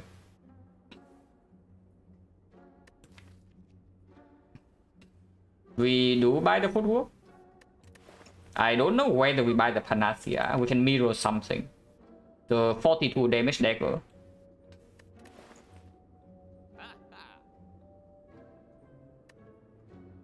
Double, yeah, probably mirroring the dagger. Because this footwork is not footwork plus. If it's actually footwork plus, I might mirror the footwork plus. We can mirror the after image as well. But if I also take the footwork and buy the Panacea for 10 decks, I do think getting a second dagger is good. Because second dagger does trivialize like quite a lot of fights. Also Panacea, no, we are not paying 277 for this. Like absolutely not. It's an interesting idea. It's strong. It's actually strong if it comes for free, but it's way too costly. I know I buy this, and I think I do buy the Panacea. Even if we end up spending this beforehand, and we only, quote-unquote only, block the vulnerable with that, that is still quite strong. Yeah, a very expensive global souvenir. It costs like double the price, and it also costs some draws.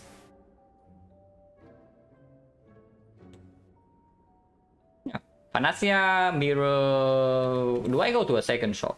I don't, right? So I can spend a lot of gold here. Mirror the dagger, and then we remove something. With the footwork added, I don't want to remove a defense. With double up damage, removing Blade Dance is not the thing. Remove Master Staff is still performing at the moment, so removing that is also weird. Removing another bite also not exactly what I want to do. Maybe I just keep my gold.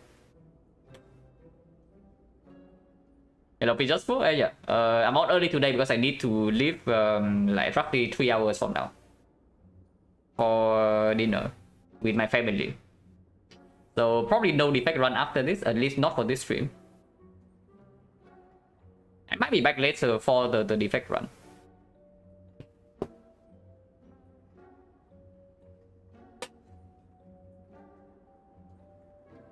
Mirror AI over dagger? You really think we should mirror AI? With the Pendip, I think we just mirror dagger. Like, it trivializes almost every single fight in the game. And then into time meter, I would prefer to kill it with dagger quickly instead of blocking with after damage, if I can choose to do so. Muscle Zap, not yet, right? It still performs here, and there's no second remove target at the moment, so maybe I just save my go and remove in Act 4. If there's nothing better to buy, because saving go for Act 4 is always strong.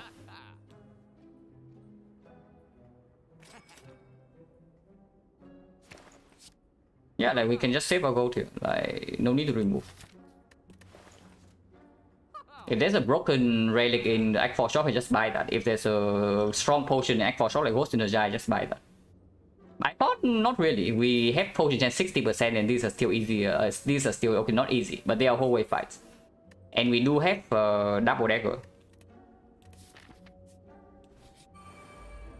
Yeah, we fit our double dagger here. That's quite nice. And kill this first though. Let me kill this guy.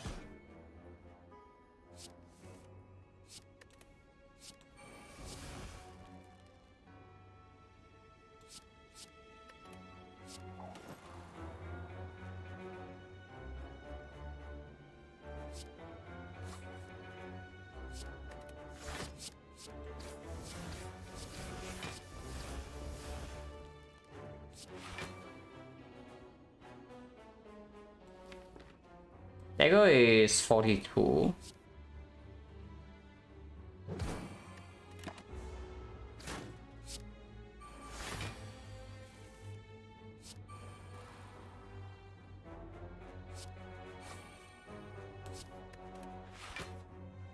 Okay, maybe that was a mistake.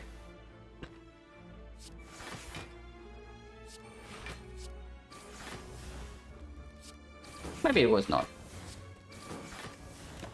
Now one dagger kill this and then we can trip dagger the other guy. Oh, we just take damage here. Bottom decking both daggers, yeah. Hello, my dude.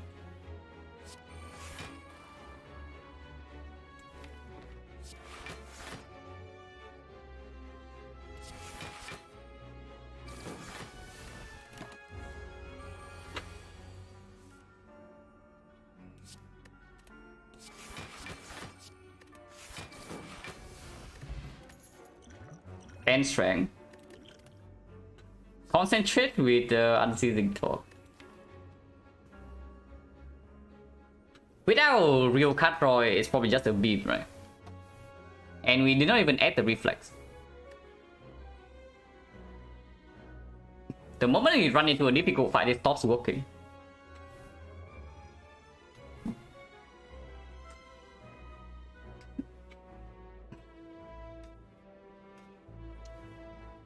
It's okay. It's not terrible. Third one is a decent draw. Maybe not. Only 2 acros though, and not acro plus. Usually, if I pick concentrate minus and you can never upgrade it, I want it to go with the acro plus if possible. I want more card draw, not energy. Yeah, I want more card draw. This is not actual card draw. It's like kind of card draw, but I guess we double after image, we can use Unseen Top in the hard fight. Yeah, if we can freely play every card in the hard fight, except maybe Piercing Wheel on the off turn, then it is not that bad. But yeah, of course we don't have Medkit. So at some point it stops working. On turn 1 or turn 2, it can always play though. Speculative Reflect? Not really. If I see a Reflex, I don't even care about the Concentrate. I still click the Reflex, but I don't care about the Concentrate that much. Okay, what fights do we need to worry about? Because if the concentrate doesn't play in any fight that we care about after this, then we should not pick it. So what are the fights that we care about? Algemo? No. At the moment, no. Ghost with Eviscerate? Only off the Unceasing Thor. Because if you use the concentrate to discount the Eviscerate, your hand has like no cards. So you basically rely on Unceasing Thor for that turn. Into the Spear and Shield and play turn 1. Maybe I can use it on turn 2, discard the burns, and then we draw with Unceasing Thor. Maybe I can play there. Into the heart, I guess it is slightly positive, but not in the first cycle. And I think the first cycle was the most dangerous one. So I don't even want it for the heart. Into Donan Rekka should be trivial with double after image and the footwork. Potentially I'm wrong about this, but I don't fear Donan Rekka that much with this deck at the moment. Into Awakened one, it's good if we play all the powers, which we currently probably are. If it's cost 1, yeah, it's just a visual bug. When you look at your deck after the fight.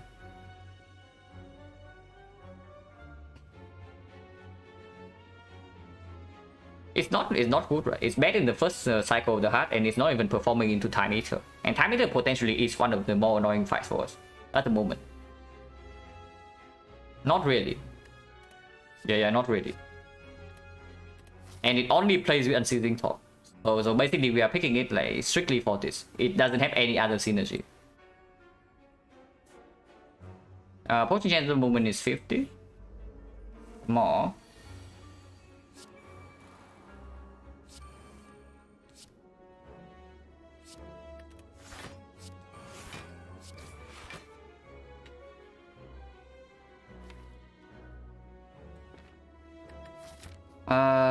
Probably trying to set flex for this if we need to.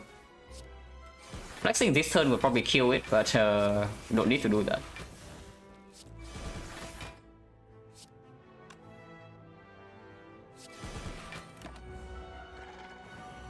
Oh god, this more is wood of the game, guys.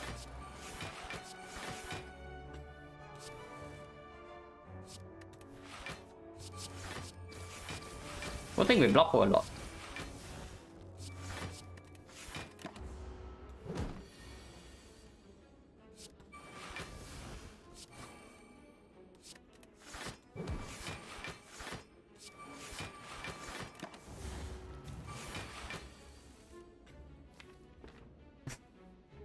Freaking terror. Deck will love top bandages. Bandages would be okay. It is not that much block. Of course it would be strong, but it's not that much block at the moment. I want more cut on this deck. I want a freaking terror. I probably want cut more than relics mostly.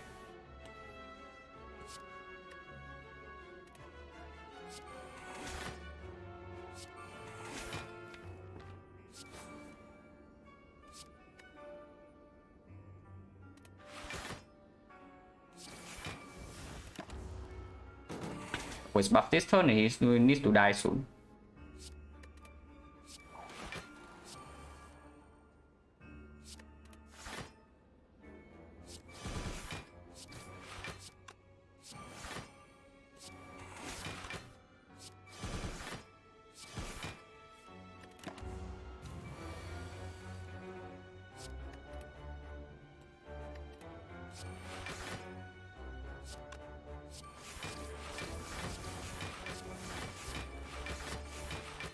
Take one. But one is none. There go. There go, please. Okay, dagger's here. No potion, 60. Another dodge and roll plus.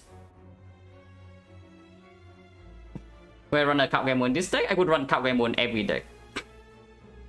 Cup Game is one of the cards that you pick in every single deck, even with XecnaR. So you have to ask the question whether I would not pick a Cup Game. But yeah, XecnaR is one of those silent cards that you want in every single deck. It doesn't matter like what kind of deck you are playing. Yeah, multiple dodge and roll are good together, it's true, and we do have dexterity. Second piercing wheel is nice to have, but dodge and roll plus when we are saving the speed pot is probably just better. I'm not a Joker, not at all. Joker is never consideration.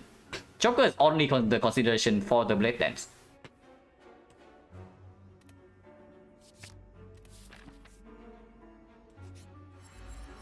Potion chance at the moment 1 to 4 fights on potion 3 1 60.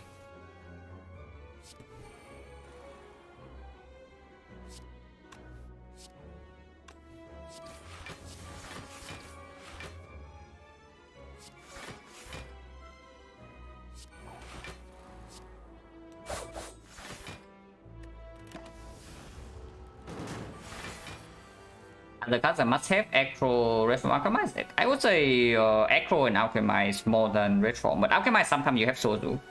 Red Form is a card that's very strong, but sometimes you don't want it because it's not strong in at every point in the run. And endgame, if you cannot duplicate the Red Form, you need to commit a lot of resources into a card that doesn't even solve like all your problems. It is a very context dependent usually, but I would say that most of the time of the first card combo is never bad. Okay, I should not say most of the time never bad, but is there any scenario where the first card combo is bad? Because at the moment I cannot think of one. Alchemo is just a ridiculously strong card.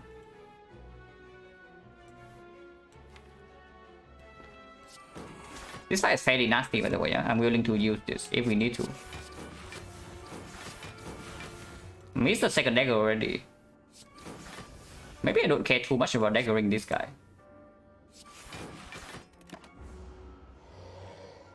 Yeah, trying to dagger this guy can lead to some very ugly stuff.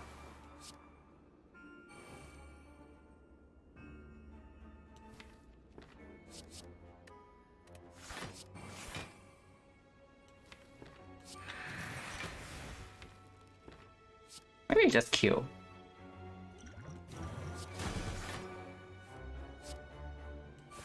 Let's just get out of here. Yeah, that was Sucker Punch, but Sucker Punch plus, but I don't care.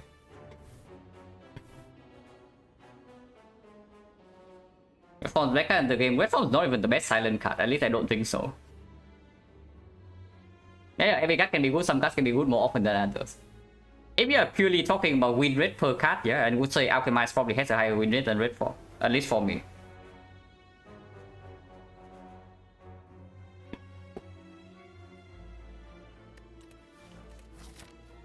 But tier list is really difficult to make. If anything, I might make like a tier list for Act 1.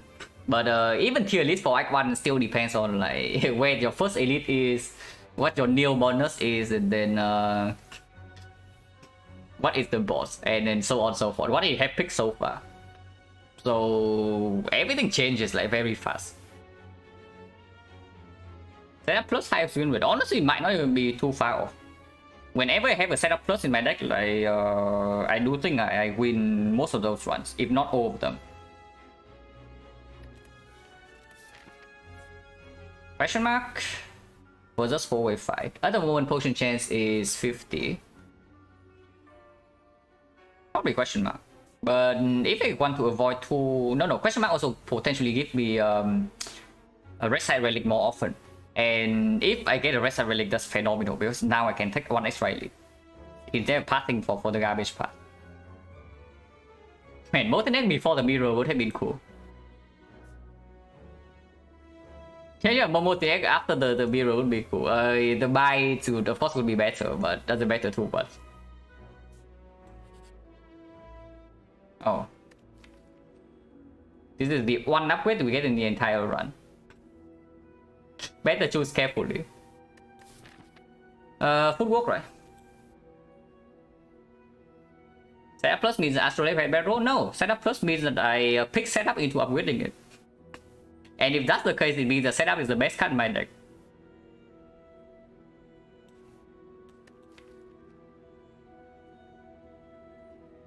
Yeah, footwork, right? Or are you telling me something like Acro or Panacea? It's just footwork.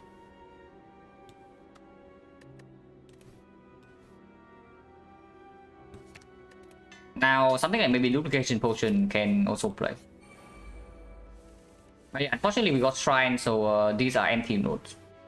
Which probably means we're taking triple question mark over the Elite.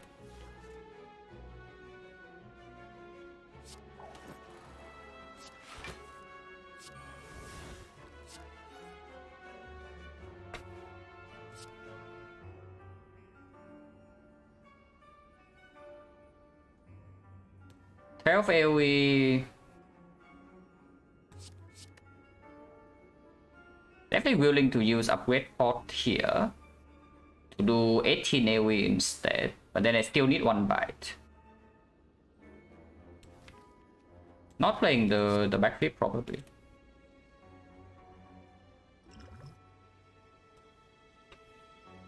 So I'll do this first. Okay, wait for now is fine. So now I want to kill with this dagger if possible.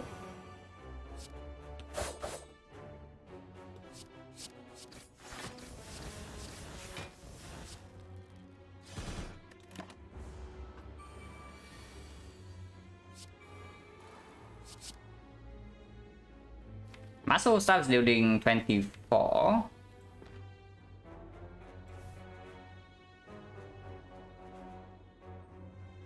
Never trigger weight? Not really. Ooh, playing this fight with no card draw is like so freaking scary. We do have to the trade. So technically I can deal like 36 here next time we hope that we draw into the Ritual Dagger. But if we miss the Ritual Dagger, we cry. Because Piercing Veil is also drawn right now. maybe this is not really dead note after all, yeah? If we actually take a heavy... if we actually take heavy damage here, then maybe we just go here and double rest instead.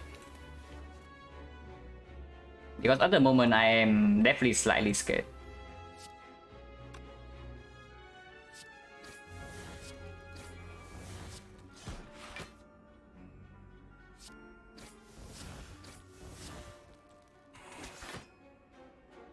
Take one.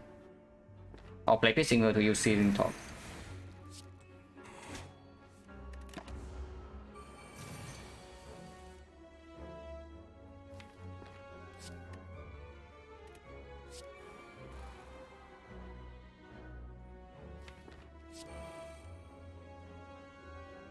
Cannot kill.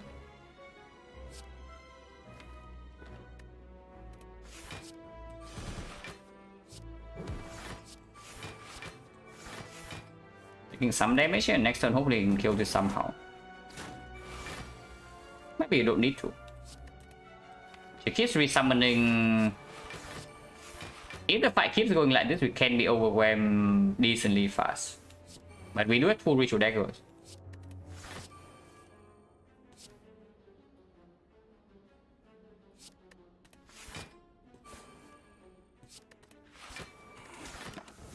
That can be potentially pending.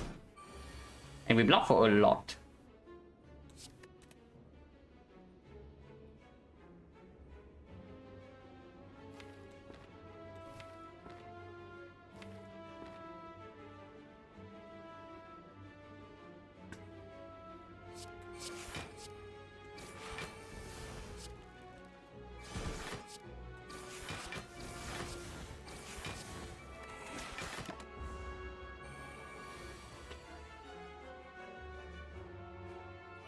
I can pen this dagger right here and kill. Unfortunately, it's not the dagger plus, but that's fine. Yeah, each dagger has its own style.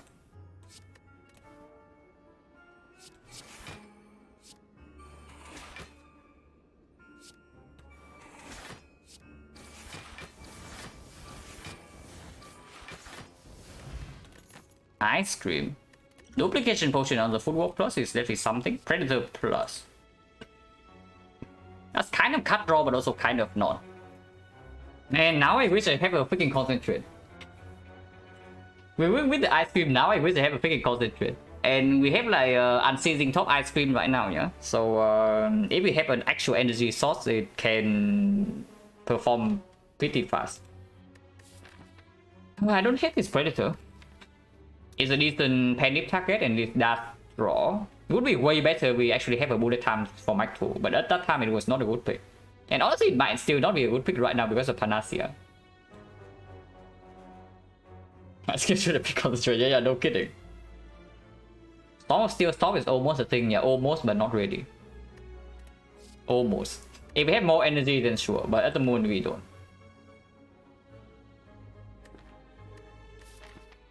But yeah, I don't hate this Predator. Especially when we don't have Terror, so we need to redraw to the trip before our damage actually comes in play.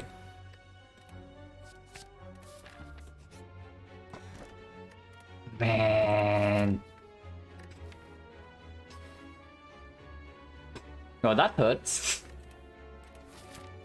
Maybe it doesn't hurt that much. We have like one neutralized plus and that's it.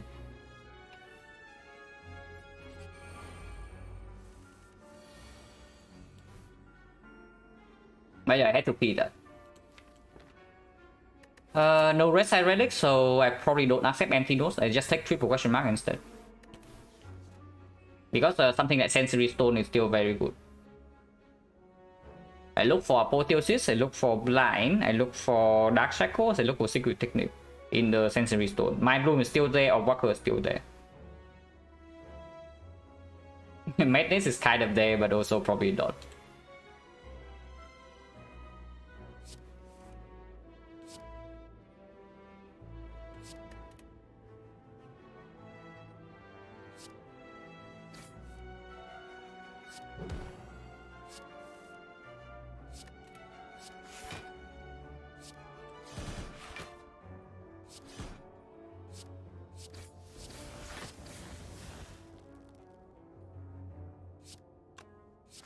We'll set up powers. You can just modify another chest, yeah, sure. Also, I can save up energy now with ice cream.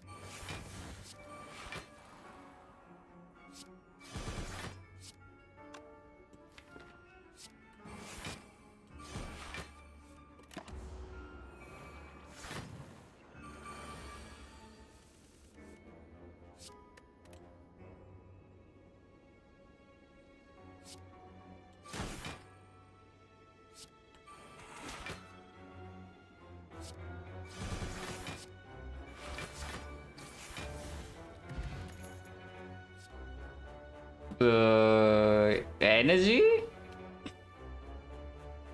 Culture Plus is cute, yeah, but I take the energy. Yeah, we have the freaking ice cream. Like, I don't turn down Almond World Plus with ice cream.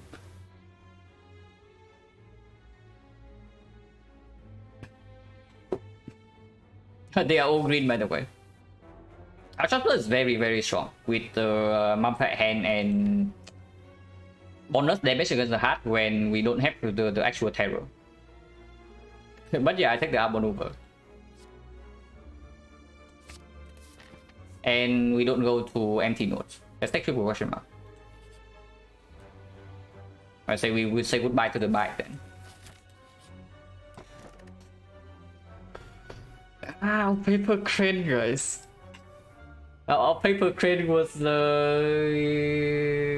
actually pickable. Yeah, the paper crane. And now instead we have like plus 10 HP, which is not terrible, I guess. But our paper crane. Yeah, yeah, imagine not believing, because if we believe, we could have a paper current right now. So I guess I'm not good enough in the game for that. That's quite a high level play, yeah? Expecting that you get the paper crate and going for it. Now actually going for it is a high level play. Yeah, yeah, bad macro, bad macro. Should have seen that coming. What is the chess chance anyway? Because honestly, if the run is desperate enough, like sometimes it's actually the correct play. But here I don't think we are nearly that bad. So 2, 4, 6, 8, 10. It's like 30% roughly. Not insanely terrible, but yeah. Don't bet the entire run on that.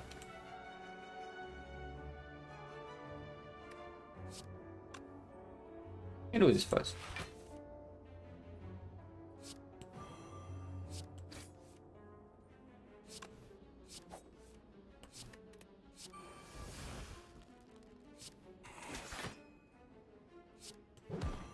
The daisies are going to be very annoying. We can upgrade 2 daggers here. And we do have a force rest coming up, so losing HP here doesn't matter as much.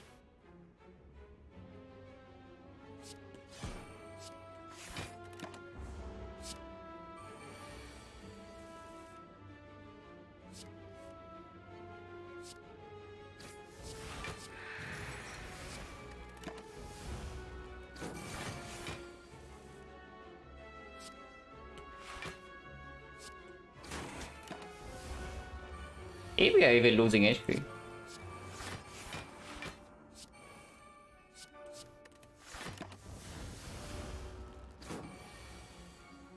"48" you say? Interesting.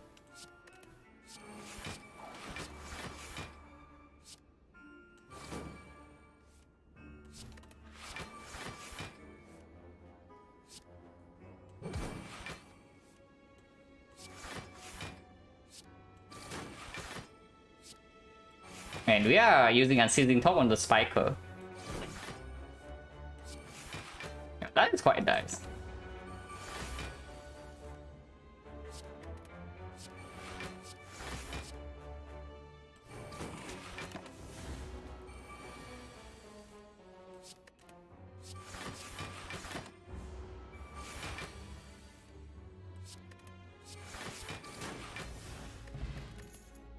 Dash plus.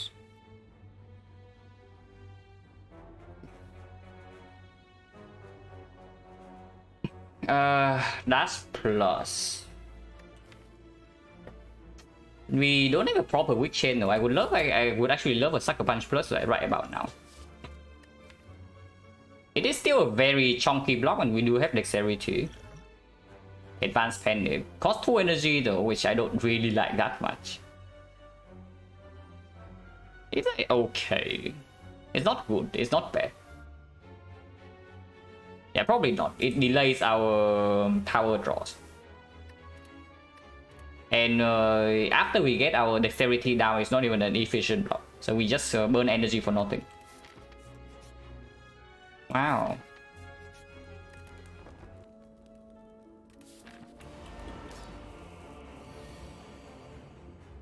Okay, this fight can be a serious issue, yeah, if we are not playing it properly. So let's try to play it properly.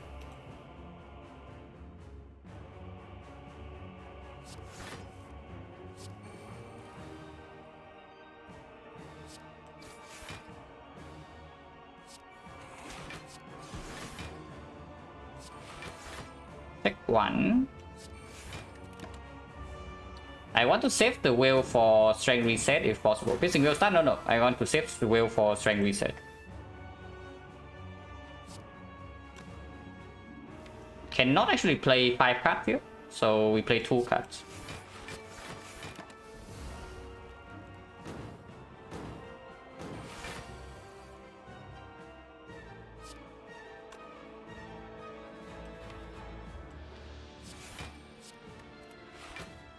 I'm not drawn into the defensive powers and to the trade, and now we draw 4 cards per turn, so that is pretty nasty.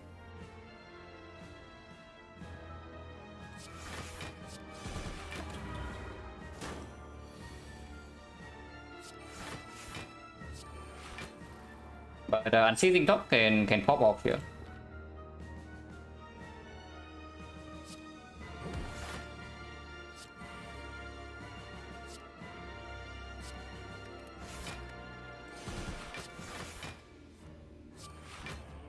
Maybe not.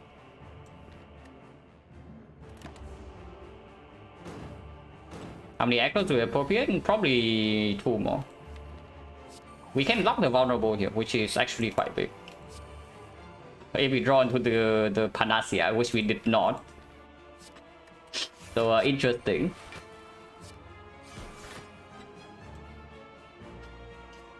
So that's very annoying actually. Because we don't have a consistent weak chain in this fight. I never spend speed port here, yeah? I sure hope I don't have to. I still draw it? No, no. This is the last card. We cannot draw it. Do I keep the dagger or do I play the dagger right now? I keep the dagger.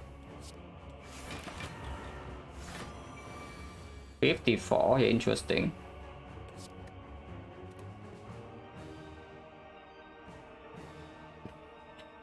Maybe I have to speed port this fight. We can buy a potion in Act 4, and in the heart we can also duplicate the footwork plus for 6 decks and 2 up damage and seizing top ice cream. Top, no, I cannot draw with the top because of the cast play. Because yeah, I am seriously scared here. We don't have a valid plan to consistently strength reset, and if he keeps applying draw down, eventually we will run down. Like playing this fight without consistent card draw and no valid plans and no weak chain is absolutely terrifying. Yeah, I spent it. We only have the new port as the backup plan. I spend it right here. I don't want to die here. I do think this is the most annoying fight out of the 3. Order doesn't matter.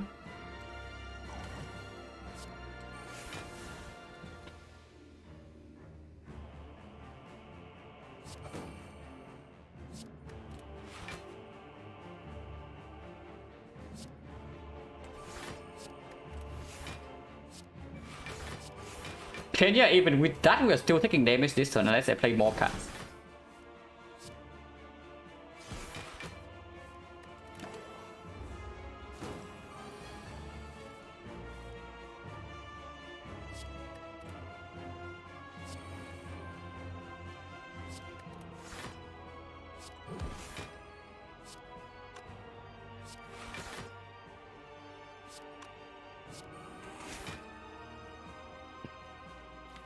Keep both daggers so that we can maybe Pendip dagger to burst him down in the second half if we fail to strength reset.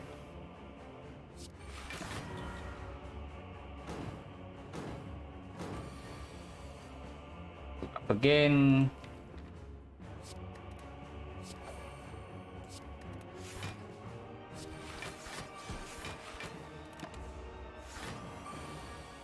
$57. But we should be able to block this hit. But yeah, like looking at how the fight is going, I'm really happy to actually use the potion. Because this fight is just actually just utter garbage.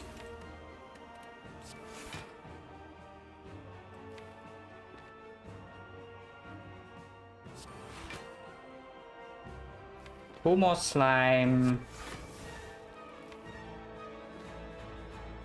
2 cards next turn, no problem. We have 28 passive block. So I heal by 2.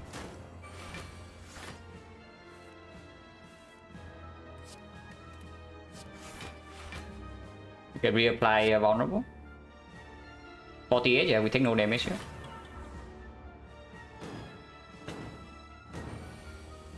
So yeah, really happy to actually use a freaking potion. Like, what else can I say? And draw down yet again. Yeah, draw down yet again. Yeah, very interesting.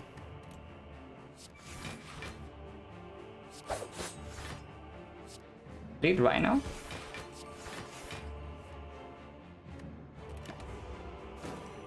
If we can strength reset, would be great.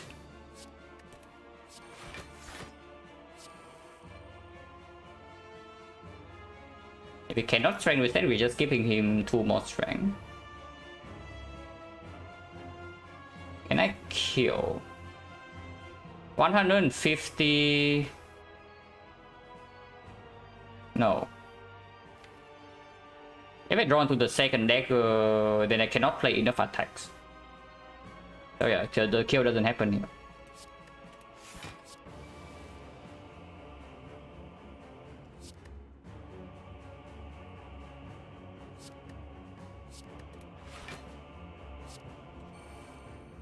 They're not drawn to strength reset. Yet. Copium.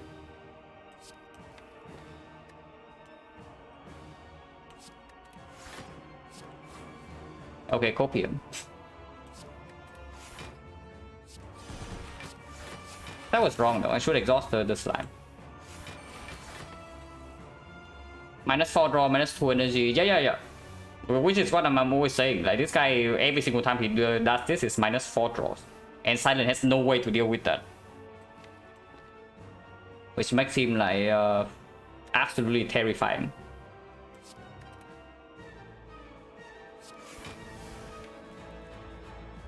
Minus draw again, but next time we can panic the dagger. If we are lucky.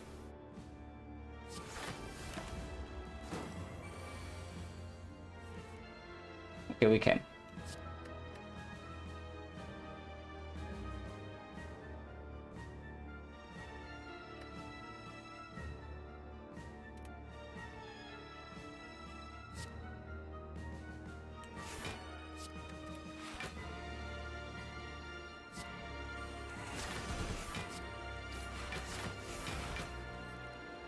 Take one.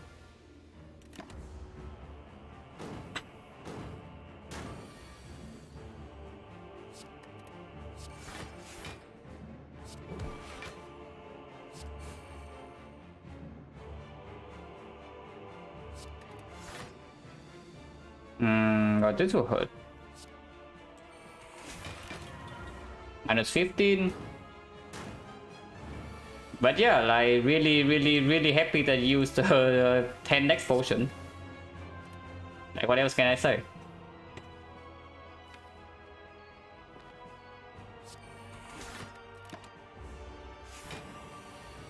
$66.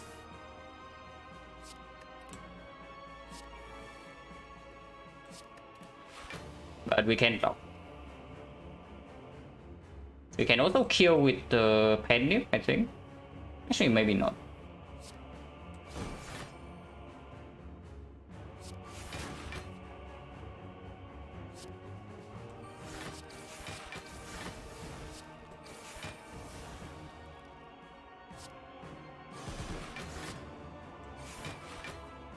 Two cards next turn, but no problem. Dagger just instant kill.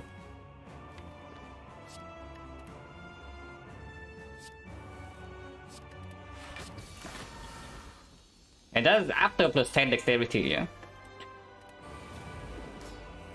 Awaken one potentially slightly more annoying than Donuts, but hopefully not a huge problem with the ice cream at least. And 2 dodge and rolls. The scary part of this fight is that we play every single power. I don't think we play all of them. How was that fight so hard? We don't have enough consistent card draw, and we don't have a proper weak chain. We have no way to consistently strength reset. Not enough weak, no strength reset, no wallet plans. And that makes the fight like insanely difficult. This fight is not trivial either, yeah, but hopefully you can do something. Ice cream needs to be ice cream needs to play like really hard here.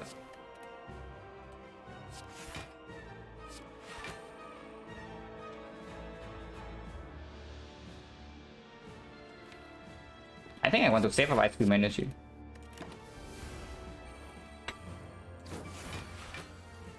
Wait, did I get artifact? I bought the Panacea for it. Oh, next turn is spooky. And next turn is really spooky here because it's doing multi-hit and he has 8 strength. Unless you tell me not to play the powers, but I do think we play both powers.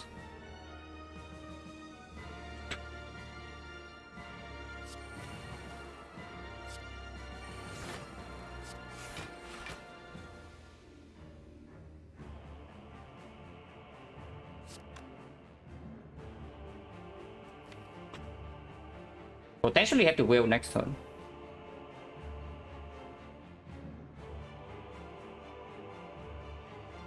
Vulnerable. This is 24, 24, 30, 43. Not even killing this. Can kill it next turn.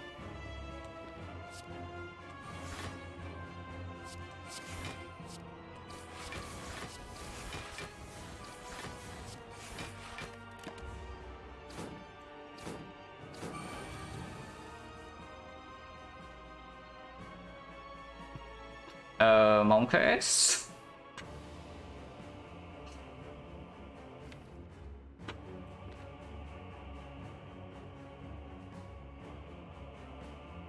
This goes down to 40. So at the very least we don't die this turn. Discard Panacea, yeah. I do think we need to stack up Ice Cream Energy here. We can go down to really low and then stack up again with the thing.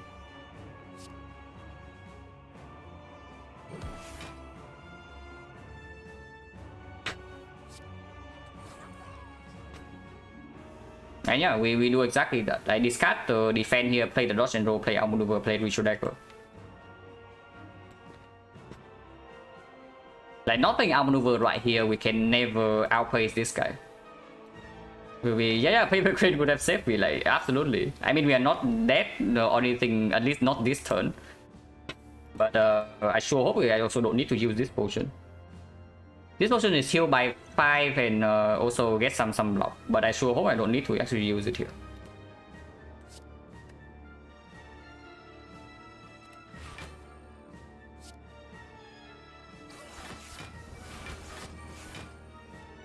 Not playing this. Take 21.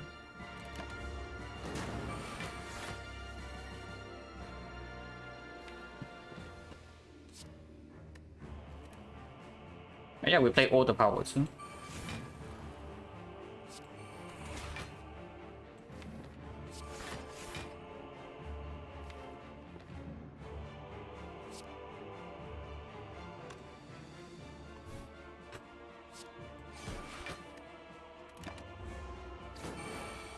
64.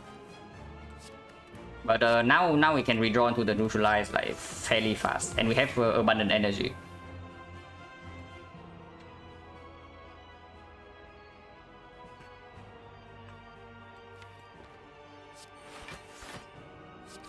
And we do block for a lot. We do block for a lot from him.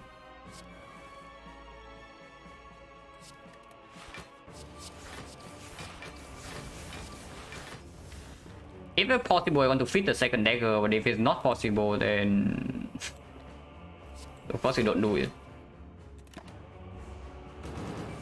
But yeah, the dodge and rolls are also going to come in clutch. Not a lot of block next turn though.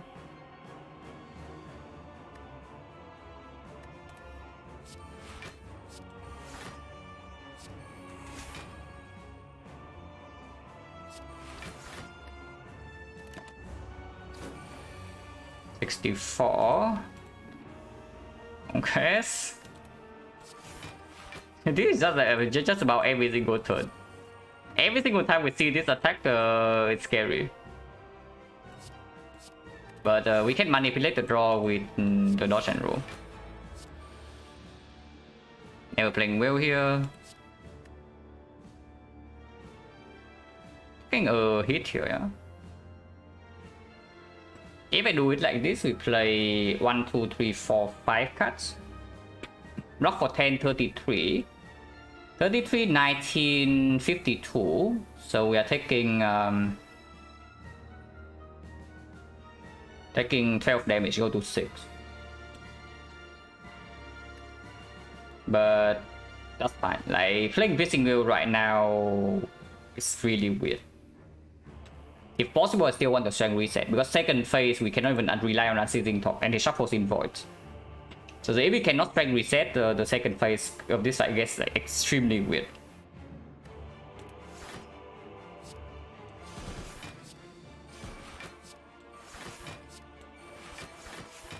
Take 10. Yeah, I take 0.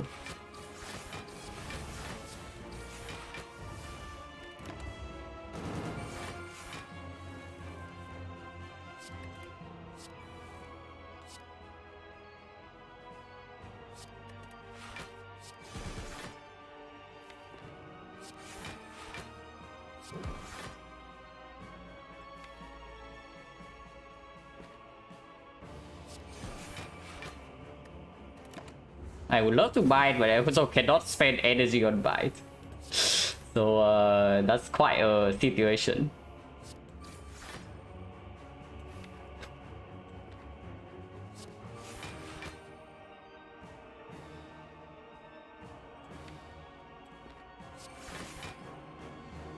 Can sneak in the bite.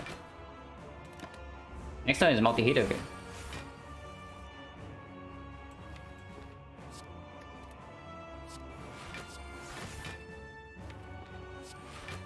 But we can still block this.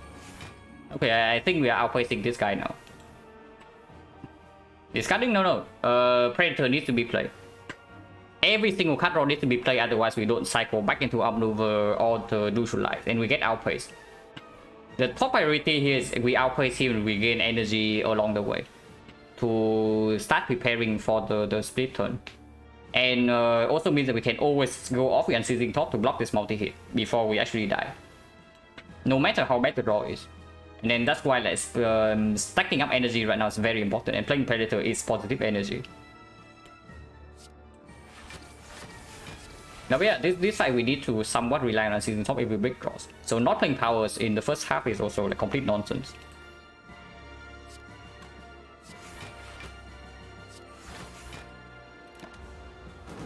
But yeah, we are just consistently blocking 64 here, so maybe not a huge problem.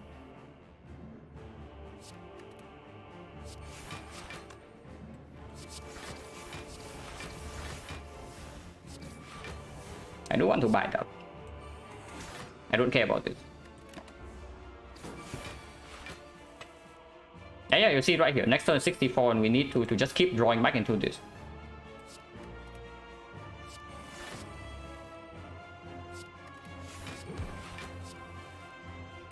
It'll be fine. Missing the strength reset this cycle though, but we do it next cycle.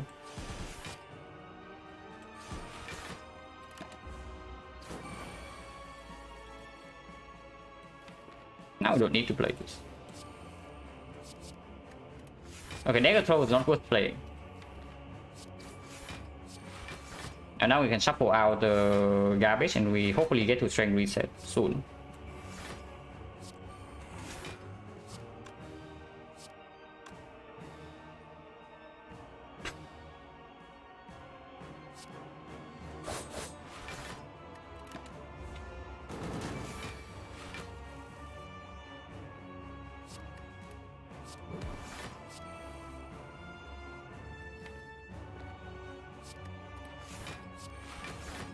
Soon.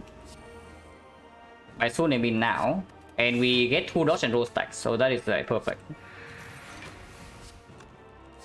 Okay, so this fight should be done from here. It was scary for a second. But we are fine now. I do want to bite myself up here. We don't have healing in Act 4 shop, so I want to bite to full here, if possible.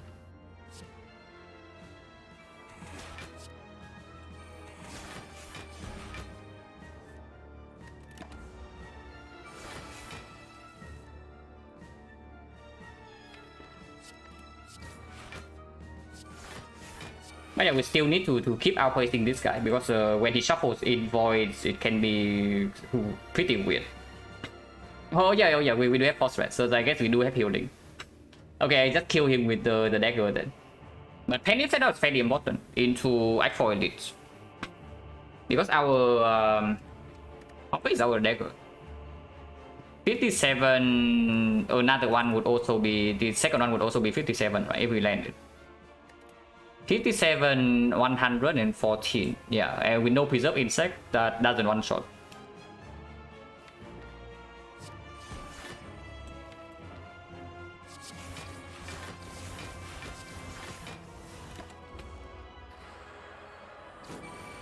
Yeah, having more buffer HP to just in case we break one turn with the void is also good. How big is the multi hit? It's 43 damage. Okay, so we need to be prepared for that.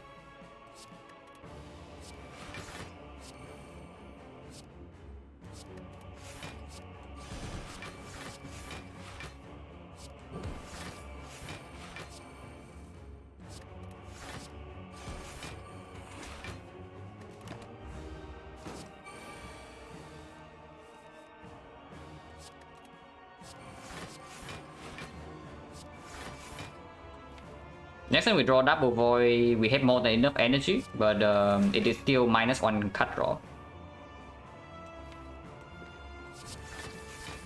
Can deal damage now. Okay.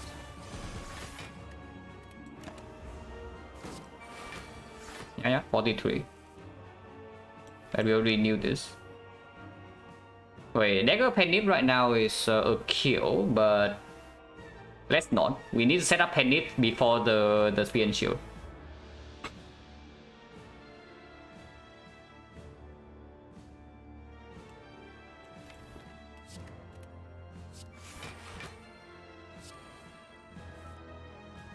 Yeah, like right here we are taking quite a beating.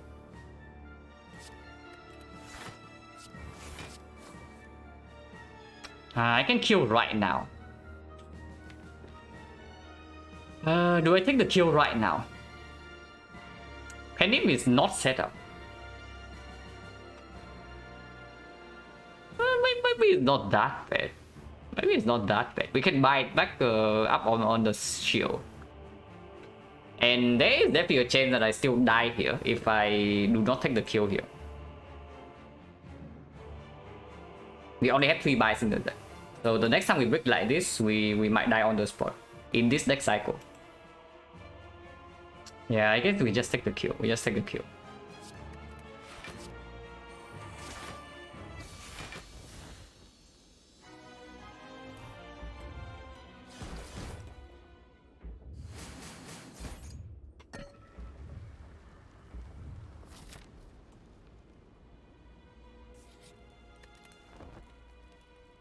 Where shop delivers?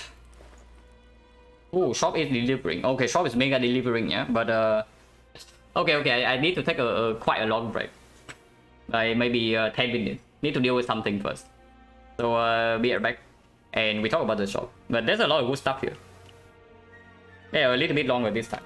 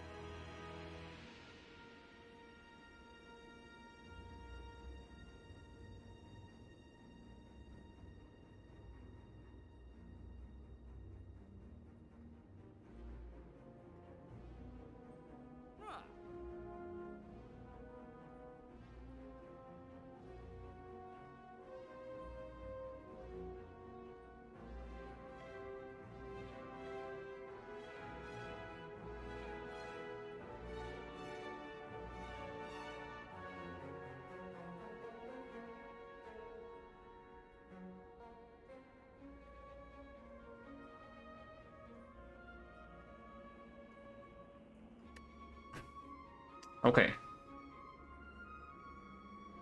The very obvious thing to buy here, yeah, is a Frozen Eye. We absolutely take the Frozen Eye. And that is already 168. So we have 102 gold.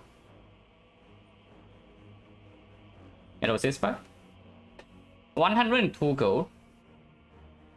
Which means that we can take a card remove. We can buy the next spot. We can buy Gambler's Brew.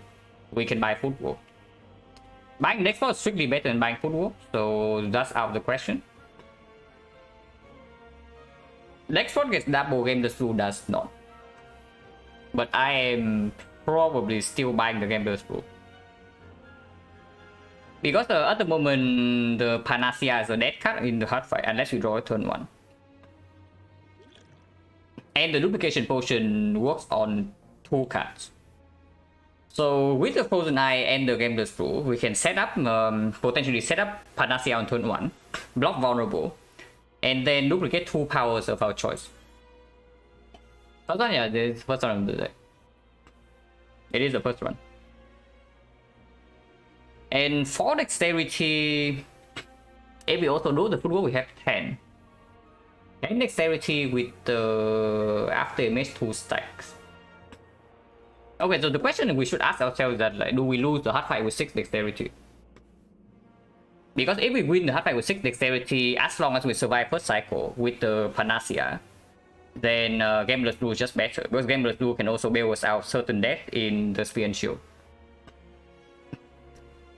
The slightly annoying thing about the Gambler's Brew is that we don't get the Ornithopter value in the hard fight.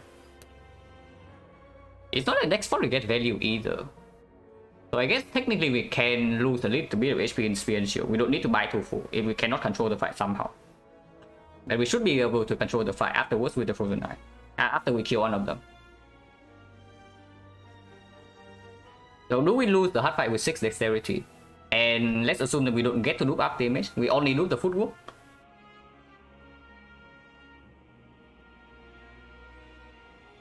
Yeah, let's say we only do the Footwork, so 2 stack of After Image, we don't take Beat of Death, but we also don't gain block.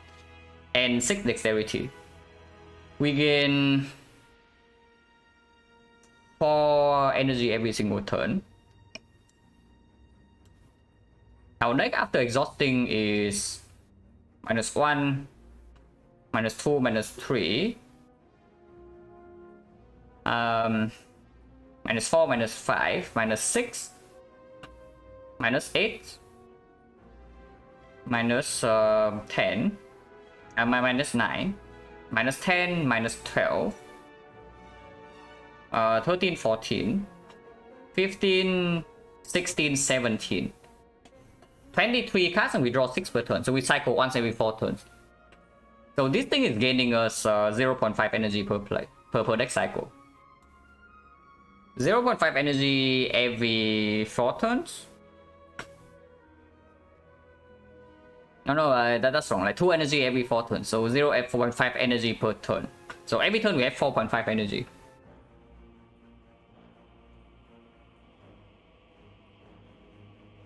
No, I'm calculating like average output in the hard fight. Roughly 4.5 energy every single turn. With 6 dexterity, because the block distribution in the hard fight is also weird. And the hard does give you 2 permanent status. But yeah, 6 dexterity, we negate Bit of Death with 4.5 energy. Yeah, without Bit of Death as well. Absolutely. Then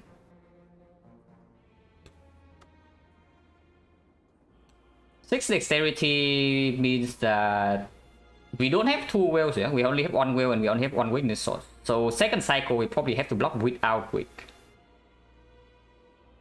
Well, that doesn't look very good. If second cycle we don't have weakness and we need to block for the full 60. But dodge and roll does gain block for 2 turns, so 12 each per turn. And with the Frozen Eye we can line them up on the maybe the first hit. we have enough max HP to face tank a little bit of damage.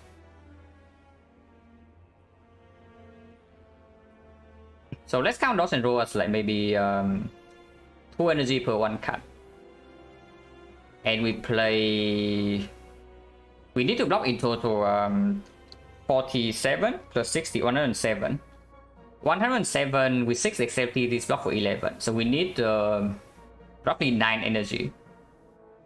With 2 dodge and roll play 7 energy. So we get 2 energy to play on attacks or card draw. This also lines up. We can block second cycle. Third cycle, we should be able to apply Weaken, but I don't know whether that's actually true or not. Our artifact strip is also like terrible. Yeah, our lack of artifact strip is also terrible here.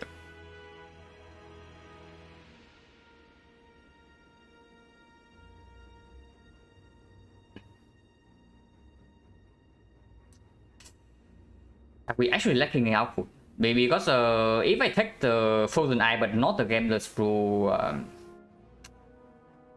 we cannot always manipulate the Panacea on turn 1. And then we have to block the first cycle, like...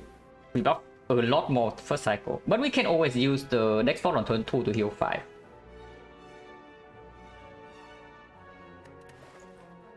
Frozen Eye next spot is how much? 48 left. This should be good here. I would buy the deflect. 48 left, we cannot even buy anything. So yeah, it's basically just Frozen Eye plus next spot or Frozen Eye plus Gambler's Brew. We cannot buy anything else.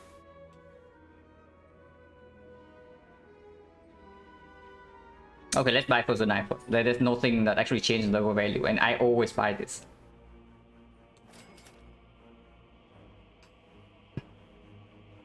Yeah,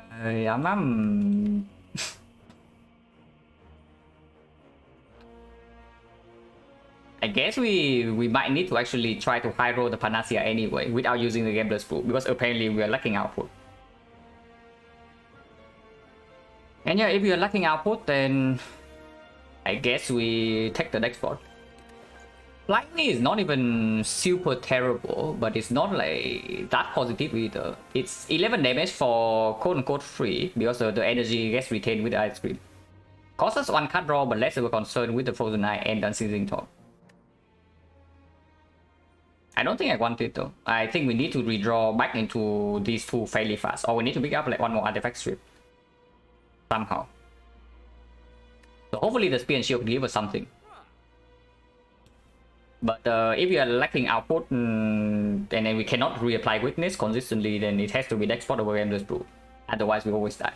Reflect is probably the worst strong thing in this shop. It's one of the strong things, but it's probably the worst strong thing you can buy. Enveno? I don't know whether I want Enveno or not, but Enveno would maybe be okay.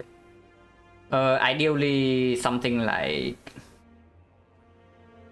What would I even want? Lexi? Maybe Lexi would be good. Malays. Malays would be phenomenal. Yeah, Malays would be like super mega nuts. Yeah, it has to be next spot then. If we are lacking output, starting from second cycle. When mid is 3, we are falling behind even further. And we still need to deal damage somehow. Yeah? We don't actually have couch shot, we don't have passive poison. So we still need to deal damage by attacking. So we spend energy on damage.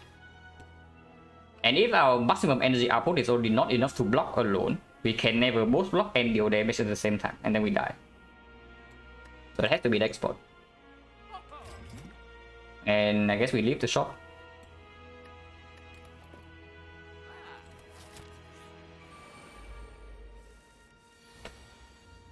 Yep, not setting up the panic, coming back to buy us like instantly.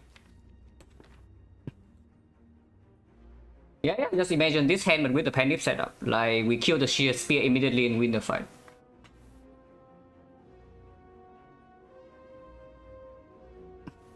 But Awakened one was a little bit too scary for that. Okay, so how do I not get wrecked next turn? As long as we don't die by turn 3, top decking both top decking both Ritual Dagger is also fairly bad, yeah. Unless you tell me the line here is actually to kill this. But I think this guy is a lot more difficult. But if we can instantly kill this, then sure, maybe attack that. And we can. We can instantly kill this. Next time we draw these three. Acro until here, discard the thing. Take like 40 damage. But that's not good.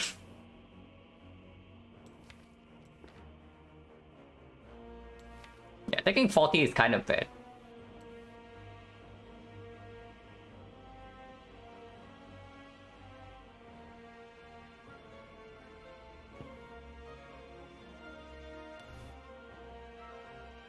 Yeah, taking 40 is kind of bad. Can we kill this next turn somehow? Because next turn we do have double Eviscerate Dagger Throw and he doesn't gain block. So let's say I go all in on this guy. Let's say I go all in on this guy right now. We have 114, 120. We did 60 next turn. But we get strength debuff, so these are going to be 18 each only. Energy wise, 1, 2, 3, 4 out of energy. Draw 1. Next turn roll until here, we aggro until here. Dagger throw until here and play this. It's 2 energy, 5 energy, 6 energy. This will be 8. 8 plus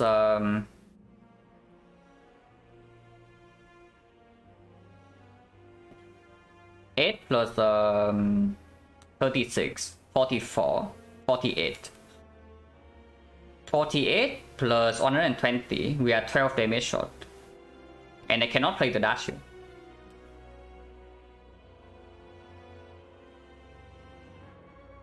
About nuking the shield, yeah, we can nuke the shield right now. But the problem with nuking the shield is that we take 40 plus next turn.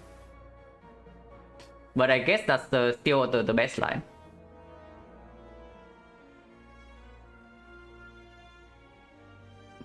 We cannot waste the potions here, yeah.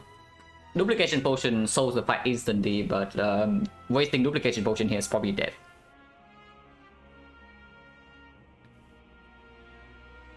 So even if I want to nuke this guy, we still need to commit all the energy. So like escape plan, draw. Flash of Steel, draw until here. Don't do it right. Yeah, I don't even play the escape plan. So Flash of Steel, next time we draw these three, we have no dexterity, he attacks for 40, we play this, we discard the thing, we play this, we discard the thing again. 1 energy, 2 energy, 3 energy. And we take 35 damage. And this would be our turn 3. Go to 19, strip 1 layer. Maybe playable.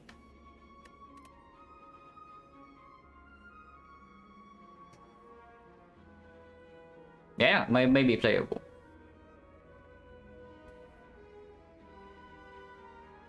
Hello, Timor.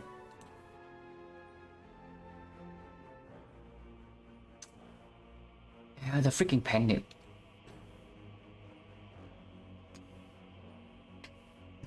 This only happens also because of the we brick on one turn awaken one, so I was scared of like dying the next cycle. So that was slightly sad as well.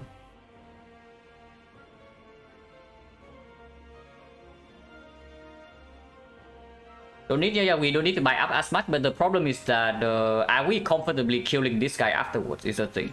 He shuffle in burns like once every other turn, so we cannot use Unceasing Talk. And this guy scales to a very scary amount.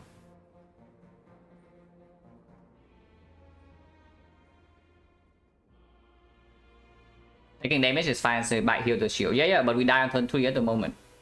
You realize that if we go for this guy, we die on turn 3. If we are not dying on turn 3, then it will also take like maybe 30 damage and kill this guy. Kill the shield, why take damage? Because after killing the shield, what do you want to do in this fight?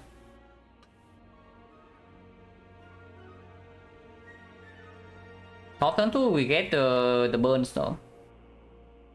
We get the burn. So no one seizing top here. Because these things are costing 1. Actually, no.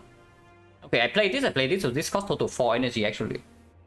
They don't really cost 6. So can I actually kill this? I was calculating if as if like this actually costs 6 energy, but it only costs 4. Yeah. Draw 1 here, draw 2 here, and then cost 4 energy, so can play everything here next turn. If that's the case, then -1 strength, yeah? It's 8. 8 plus 3, 11. 11, 47. 47, 120, 167, 180. We have exactly 2 here next turn.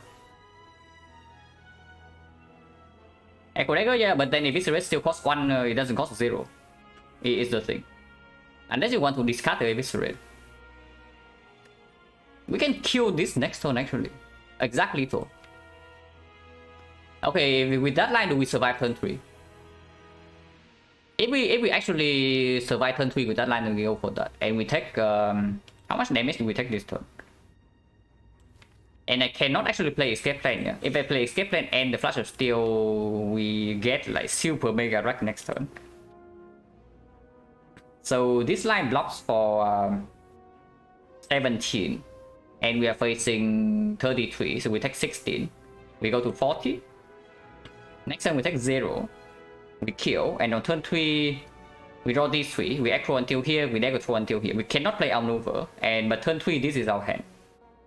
And I can play After Image into... If it discards the buy, then... if it discounts the buy, then we can just play it. And then seizing top a little bit. Maybe taking 20, and then after goes the Fire Soul. Because we take 16 this turn, we can never die turn 3. Okay, so exactly 2 then. If that's the case, then it's very, very clean. Double check, yeah, because if we miscount damage by even 1 here, we are dead next turn. Okay, not next turn, but we are dead turn 3. So double check. 114, 120, 133, so it's just 47. 47 next turn we get 1 strength debuff, so these are 18 each. So he's at 11. 11, this is 8, this is 3. Exactly 2. We draw until here, we draw until these 3. We play the 4 energy, we play the Acro 3 energy, we play the Dagger Throw 2 energy, and these cost 1. So now we play both of these on the spear, and then we neutralize the spear exactly 2.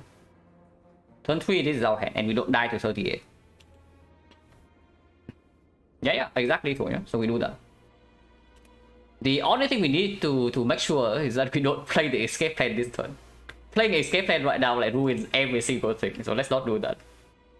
But yeah, we need to play Flash of Steel. We need to play Flash of Steel. We cannot play the Escape Plan. We need this damage.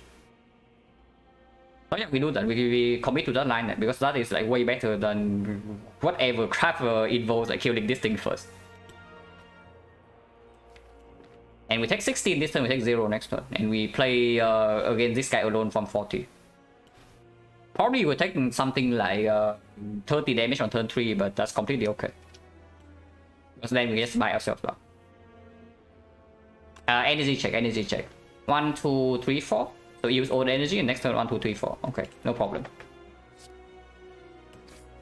And yeah, like I guess every single point we fed the dagger the matter. If we have exactly 2 right now.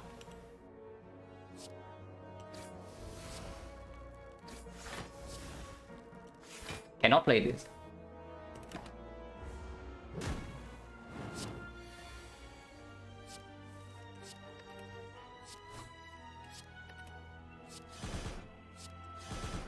Yeah. Very nice.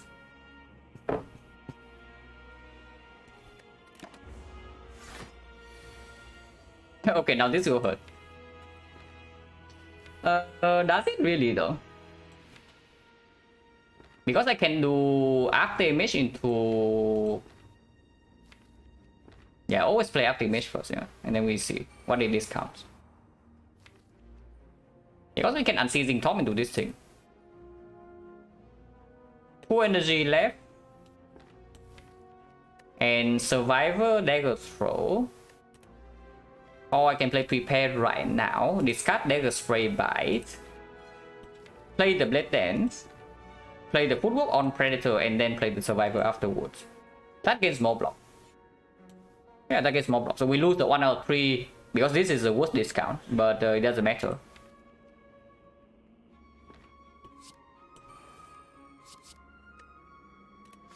Okay, need to play the Blade Dance first.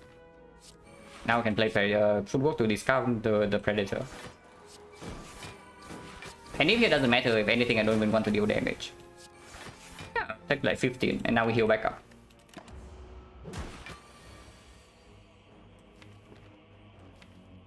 Sure, hope we can actually heal back up. But it looks like we might be able to. Next turn is still the small hit.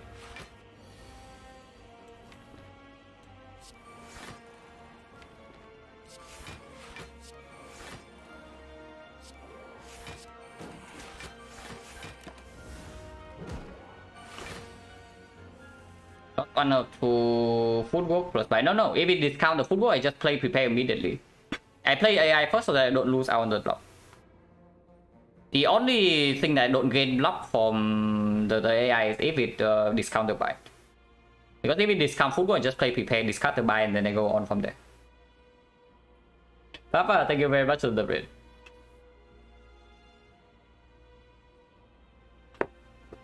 Discount? No, I want to discount the Predator. I want to unseizing discount the Predator and send unseizing top into the Blade Dance and the other thing. Now the fight is totally under control, yeah? So we buy ourselves to 4 and then kill this. With the Predator, even if he debuffs our strength to a huge amount, we can never get soft lock here.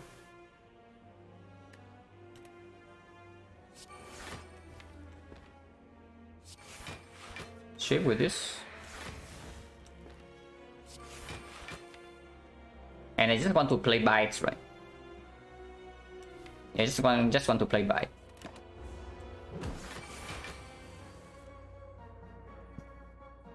Hello, Sandra. Yeah, we are totally fine from you. Totally fine from you. As long as we don't get brick by burns, and there's no burns in here, so we can just unseizing top to full block. Next one is the big hit. I guess I want to draw a little bit.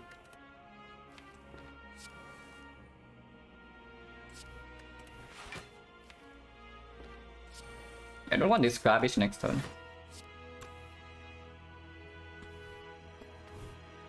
Now, technically we can use the export right away on turn 1, but we probably want to use it on Beat of Death, so healing to 4 is still good. How goes it? This one is fairly tough. At the moment, I don't know whether we are actually favored or not, but this fight so far has been very good.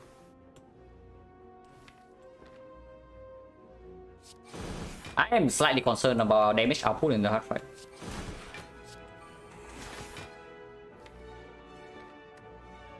Yeah, I don't even play the chip.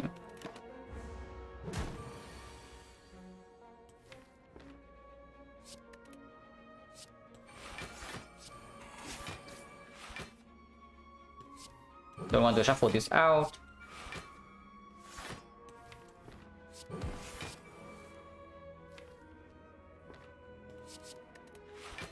Don't need to play this. I can.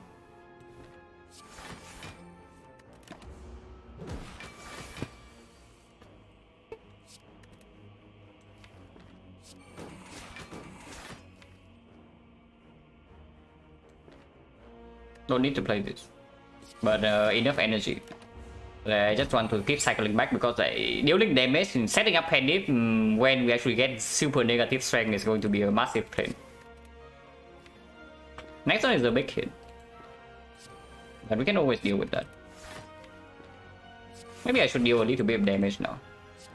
Probably should.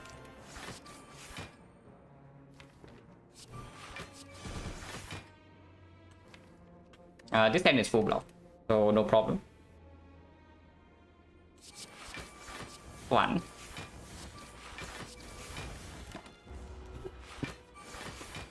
Never soft lock, yeah, never. We have Predator and Dash Plus. And then access to vulnerable. So the moment I decide to kill, we can kill. But I should not leave him at like too high HP.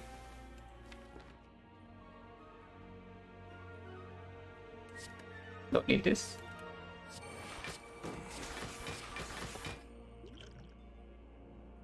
Let's shuffle right now, actually.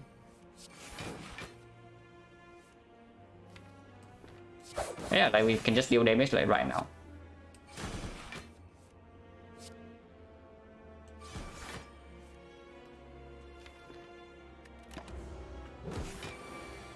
So now like one predator with the trip will kill.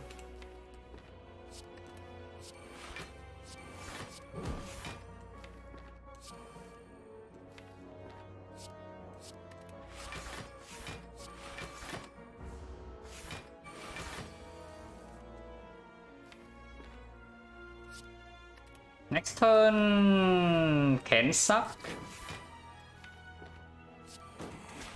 It doesn't. Yeah, it doesn't. It really doesn't. Like when we can play every single card draw, like it just cannot suck.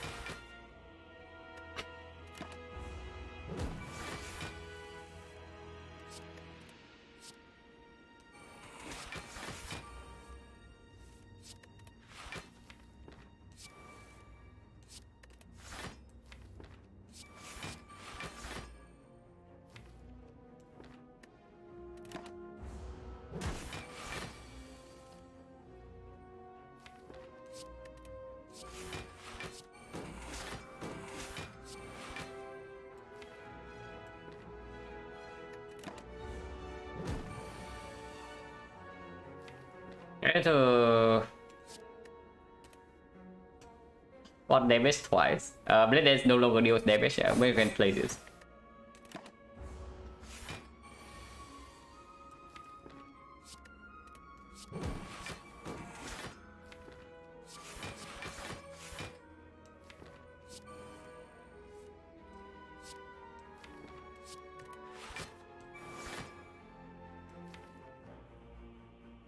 And try to kill 2 turns from now. So chip goes next turn, not this turn. I don't actually want to draw here.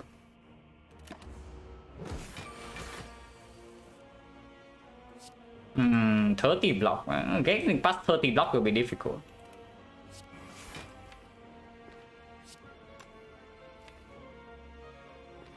And not a lot of block coming in here, so I guess we actually need to draw right now. You can pen dip the thing.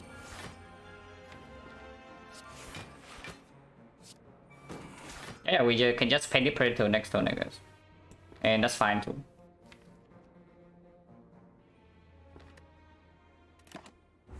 Don't need pen dip set up for the heart that much.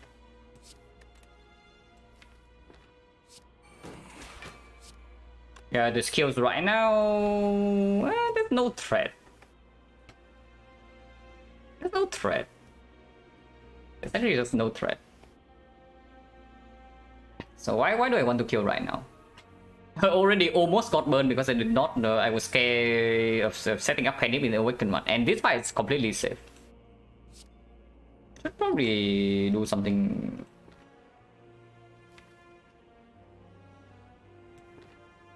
Probably do something different. Like maybe Penny and neutralize and then play Predator normally. Predator's 22, this is 24. 22, 24, 46, it actually dies. So I cannot Penny the dash into hitting the Predator. So I guess I do this.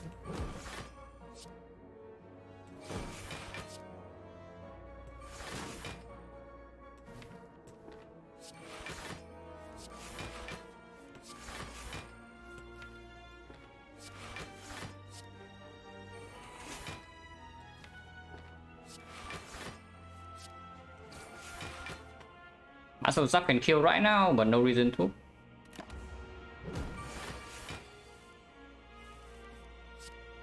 Yeah, now we can set up for free if we can kill with something else. The Blade Dance deals no damage. So we can draw into an actual attack, we can kill this turn.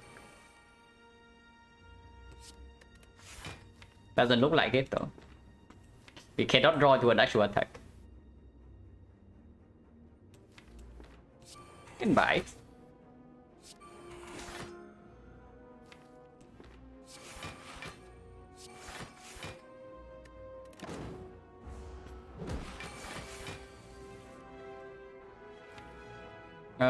Dash is 30.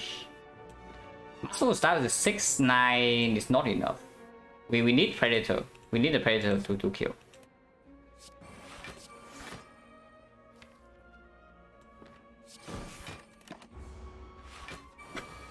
We need Predator next turn.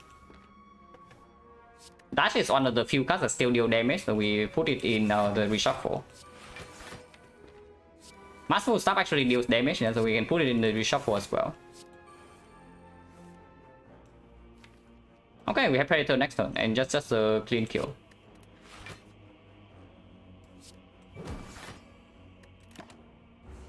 Maybe 8 was better. Immortal? Didn't say that was scale of damage output in the hut. Now it's not quite the couch shot plus we passed before, but it is still a couch shot. Yeah, we picked this. Like, I am very worried about our damage output in the hard fight when we actually cannot block and deal damage at the same time.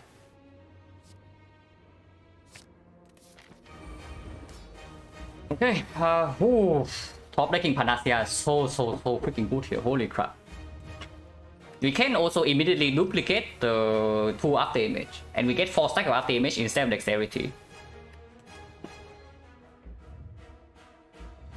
We do that.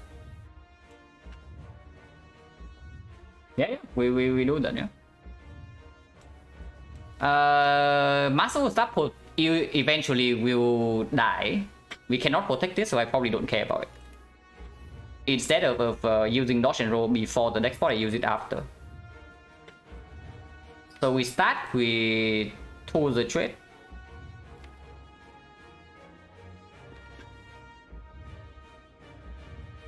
Yeah, start with 2 the trade, yeah. And then play Flash of Steel.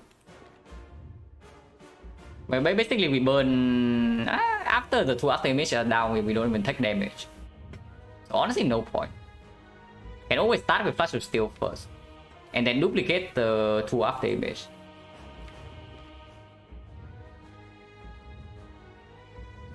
Duplicate AI. No. Footwork is better, but this is looping 2 cards. And we have double AI in our hand right now. So instead of waiting for the freaking footwork, which is at the bottom, we do it immediately. The couch shot, no. Duplication potion is for 2 cards. And if we have 2 targets in our hand right now, I do it immediately. And we do have a bunch of Blade Dancers we can use on Seizing Top. So 4 stack of AI is not weak at all. Let's do that.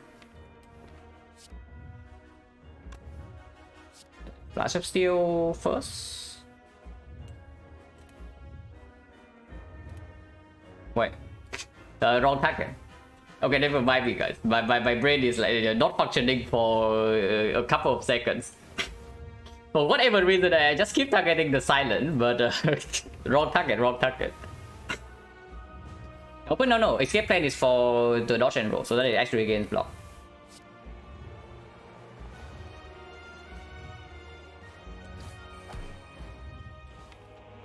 Like right now, for example, I can do escape plan into duplicating the after image, and I lose 2 HP afterwards instead of more.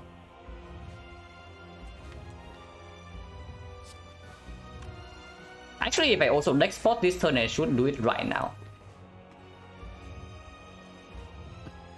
Yeah, if I also next spot this turn, which I am, then I should use it immediately, so that I don't even lose HP from looping the after image.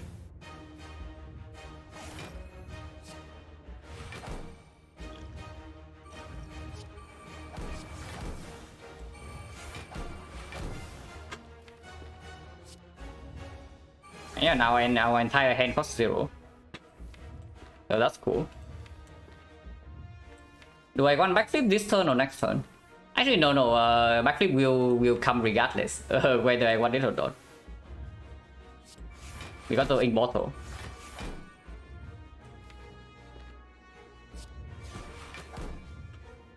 We currently draw 8, so can maybe draw 2 couch shots next turn. We can absolutely draw into couch shots next turn.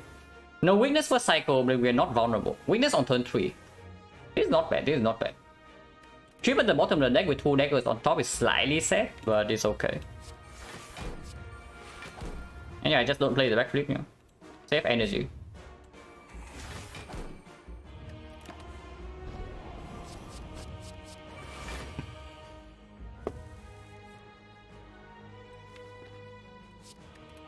And then now every card we play is positive block, which is great.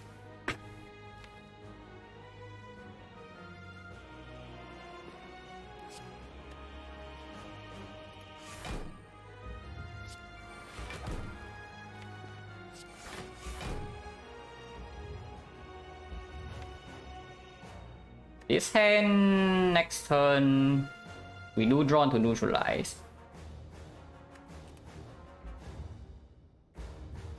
One, two, three, four, 5, 6, 7, 8. This is better block next turn. Off turn kind of sucks. Turn after also kind of sucks. Okay, so if I don't draw here, we draw 6 until here, Immortal until here. And that's the turn. The turn afterwards we draw these 6. And Immortal potentially draw until this, or potentially stop.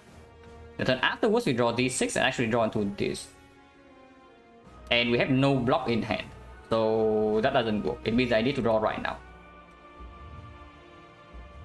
Yeah, it actually means I need to draw right now, immediately.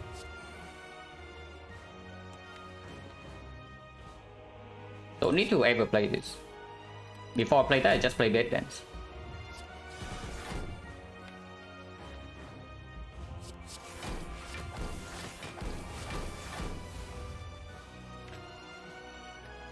So next turn d6. Is fine. Turn afterwards d6. So footwork on the off turn. And then we draw until here, but we have full HP. So even if we have to face tank one hit and we don't shuffle out the trip. Play the trip to shoot artifact and then outmaneuver and then shuffle. So we need to actually make sure the Immortal doesn't betray, yeah. How many cards? 1, 2, 3, 4, 5. Actually, no. Draw 6 until here, draw 6 until here, draw 6 until here. It will reshuffle. It will reshuffle. We cannot stop the Immortal. Because I do want to exhaust the slime. So like 1, 2, 3 cards at least here. And then we play 1 card. So that's 4 cards, 7. Actually 7, 8, 9, and then we shuffle is 10. So I should stop right now or what? Because I want to shuffle in outmaneuver, I also want to shuffle in the trip.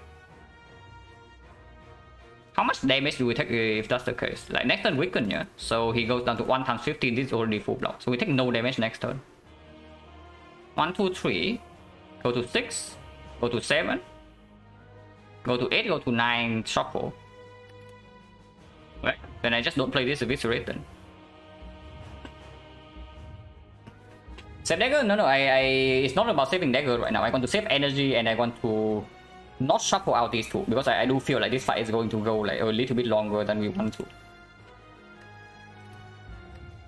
And I need to stack up the outmaneuver energy so that we can actually play around Seizing Top later on. Because even when we did 3 now we can play with the 4 stack of after image. So just end turn right now because otherwise Immortal is going to betray us. It's not really betraying us that hard. Any card we play right now is like -1 card we can play. So we either shuffle out this card or this card. I want to shuffle in both cards, right? Yeah. So just end turn then.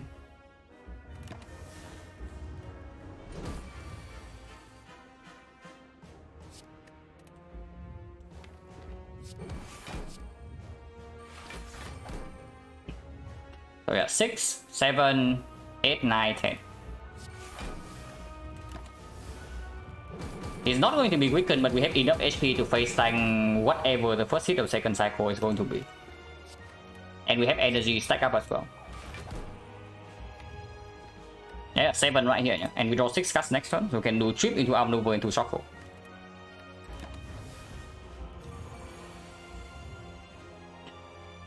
It's got the bite.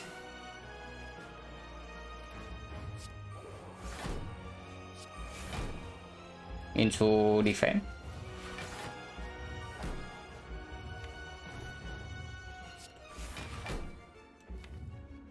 Yeah. From here, the fight should be somewhat under control.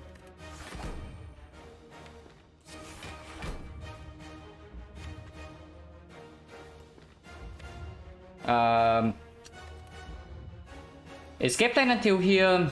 Next turn we draw until 6, and then Flash of Steel 1, Backflip 3, prepare 5. So we cannot strip artifact to apply vulnerable or weakness next turn. We can do it next cycle. And that's fine. I do want to redraw into this faster then. Not play this, yeah. Energy will definitely play later, and this is only 7 damage. 60? 60 is not easy to block, but we can do it.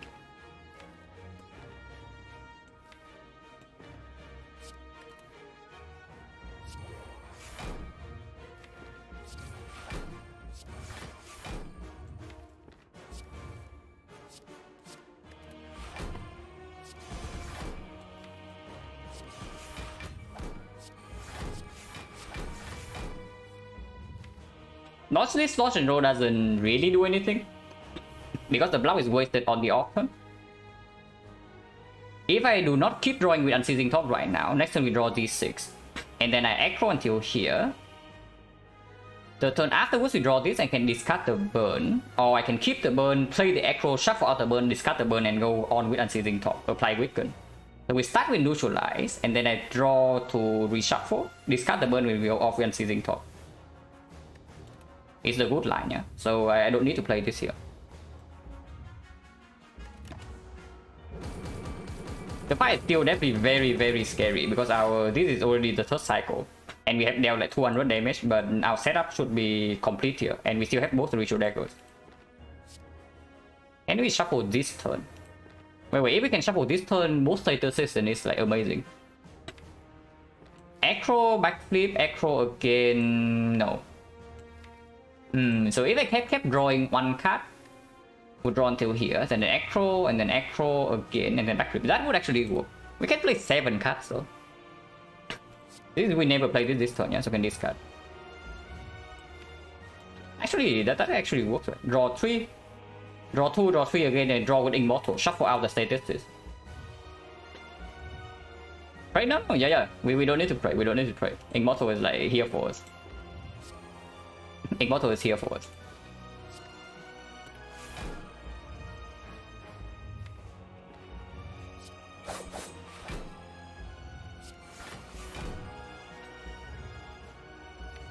So draw 3 right now. I want the dash in the redraw. I want weakness. I want Blade Dance in the redraw actually. If I do Eviscerate Blade Dance, however, our hand has 10 cards and Immortal doesn't draw.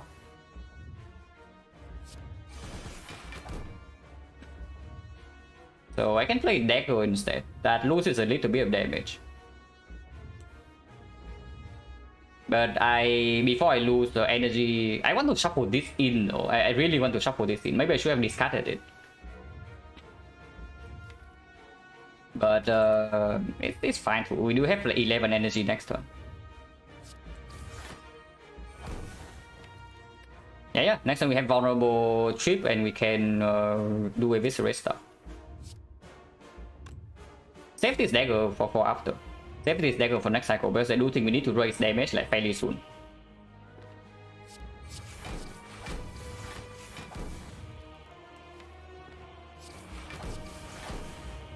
But this is good enough. Button 15, no problem. This is not painful stuff yet.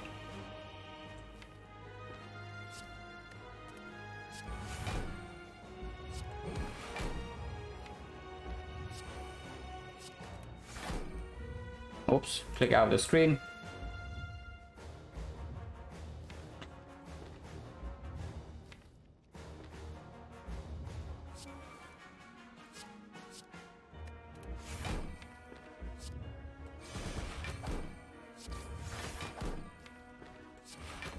But yeah, we full block this like fairly easily. And get to play outmaneuver again for next turn.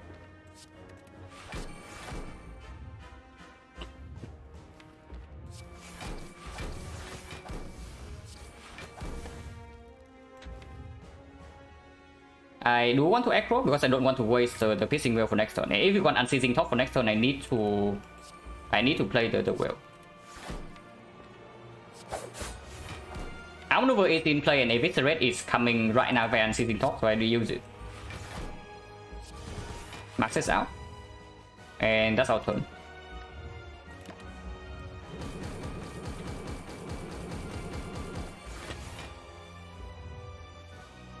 Redrawing into this immediately is slightly annoying, but still be fine. Should still be fine.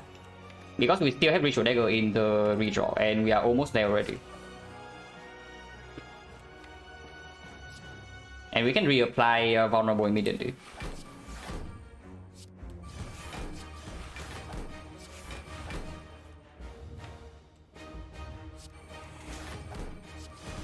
Next turn again, no outmaneuver, so I guess we save energy for now, but it should be over. Yeah, so the fight is over. We kill this turn. So I guess with how it turned out, maybe 4 dexterity was not that necessary. Like I was thinking that we block way worse than we actually do. But maybe our block is way stronger than I actually thought. Because apparently if we can manipulate shuffle into the unceasing top, then there's no problem. We gain way more than 4.5 energy per turn. Then but I mean, looping foot wall is also not even worse than looping AI. But it's just that the unceasing top is insane here apparently. The nothing that unceasing top is that good, but it ends up being like super insane. I hope we don't even lose HP here.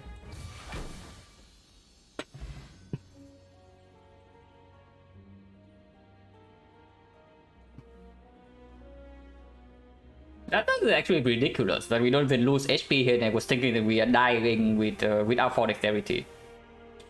Because if we are not even losing dexterity, then we are not even losing HP, then like we are nowhere near dying, even without the 4 dex. Yeah, that was cool. So 47. The one throw, the one throw. One freaking grand finale throw, because if without the throw that would be like 48 health right now. It is very clean.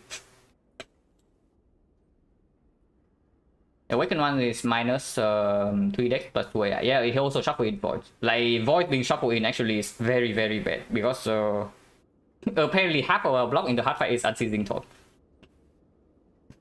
Apparently half of the block in this fight is like this thing. So when this doesn't even function in the second half of Awaken one, like, we can easily break.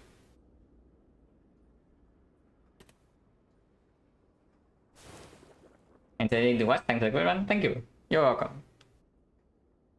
4 AI seems win, but 4 AI is strong when you can play the cards at least. If you don't have that much card draw, then it doesn't work. But here we draw like basically infinite per turn. We always draw until we block enough. And we can manipulate the... And then yeah, you also see that how important it was to actually manipulate both the chip and the outmaneuver back in the draw pile in the very first cycle. Because we can only do this because we always have the outmaneuver energy. At the very end, you also saw that we spend energy back down to like maybe 2 or even 0. So the shuffle in the outmaneuver plus was huge.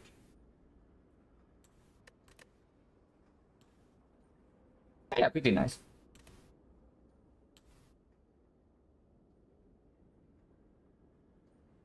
Unseating not confirm OP. Yeah, confirm. Concentrate would probably be very strong if I knew that we are getting ice cream. If I knew that we are getting ice cream frozen ice, then the concentrate was actually a snap pick.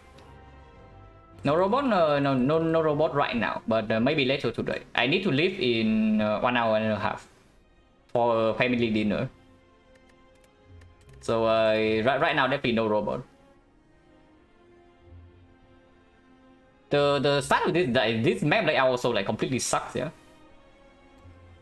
But ended up like converting into something fairly nice after Act 1.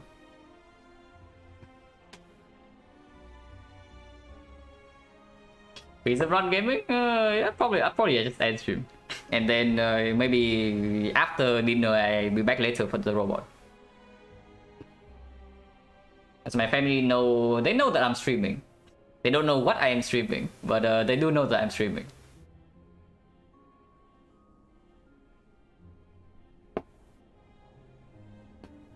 But yeah, just look at this Act 1 map layout. Like, the fact that I took this path probably means that the initial map was really bad. And it was pretty bad. But yeah, this was like dagger spray with flex spot, and we just copied. And trip Bell was out here big time, yeah. So the trip from Neo played the entire run. 0 damage sentries because also this right here. Like I do think buying this cultist spot right here is just completely correct. And it set it up very nicely for Act 2. By not having to take like any garbage to solve this fight.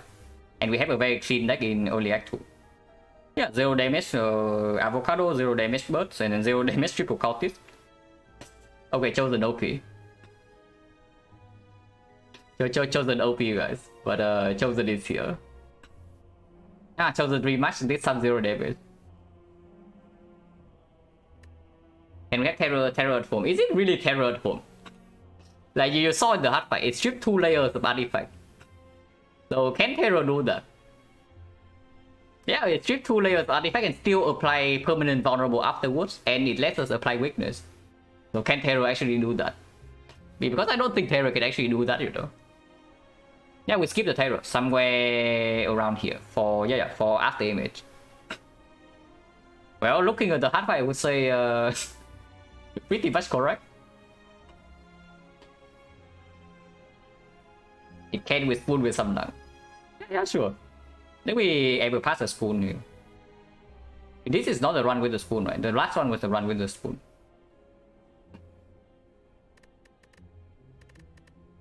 But yeah, very big deck with not a lot of draw, but this is all the draw that we need. Apparently. And it's OP relic. Like completely OP. Second Scout actually was not too bad.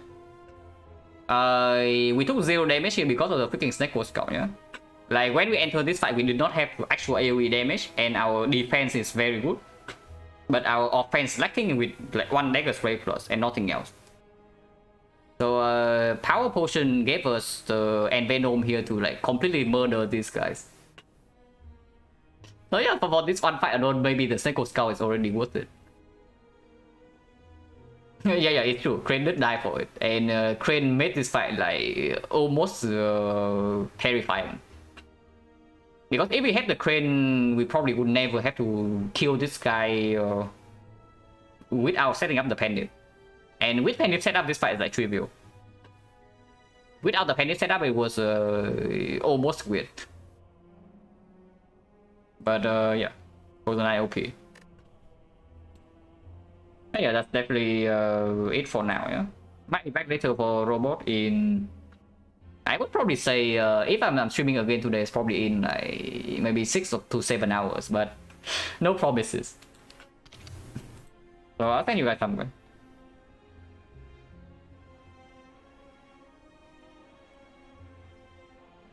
I'll send you guys this land. Dodging the robot? Yeah, sure.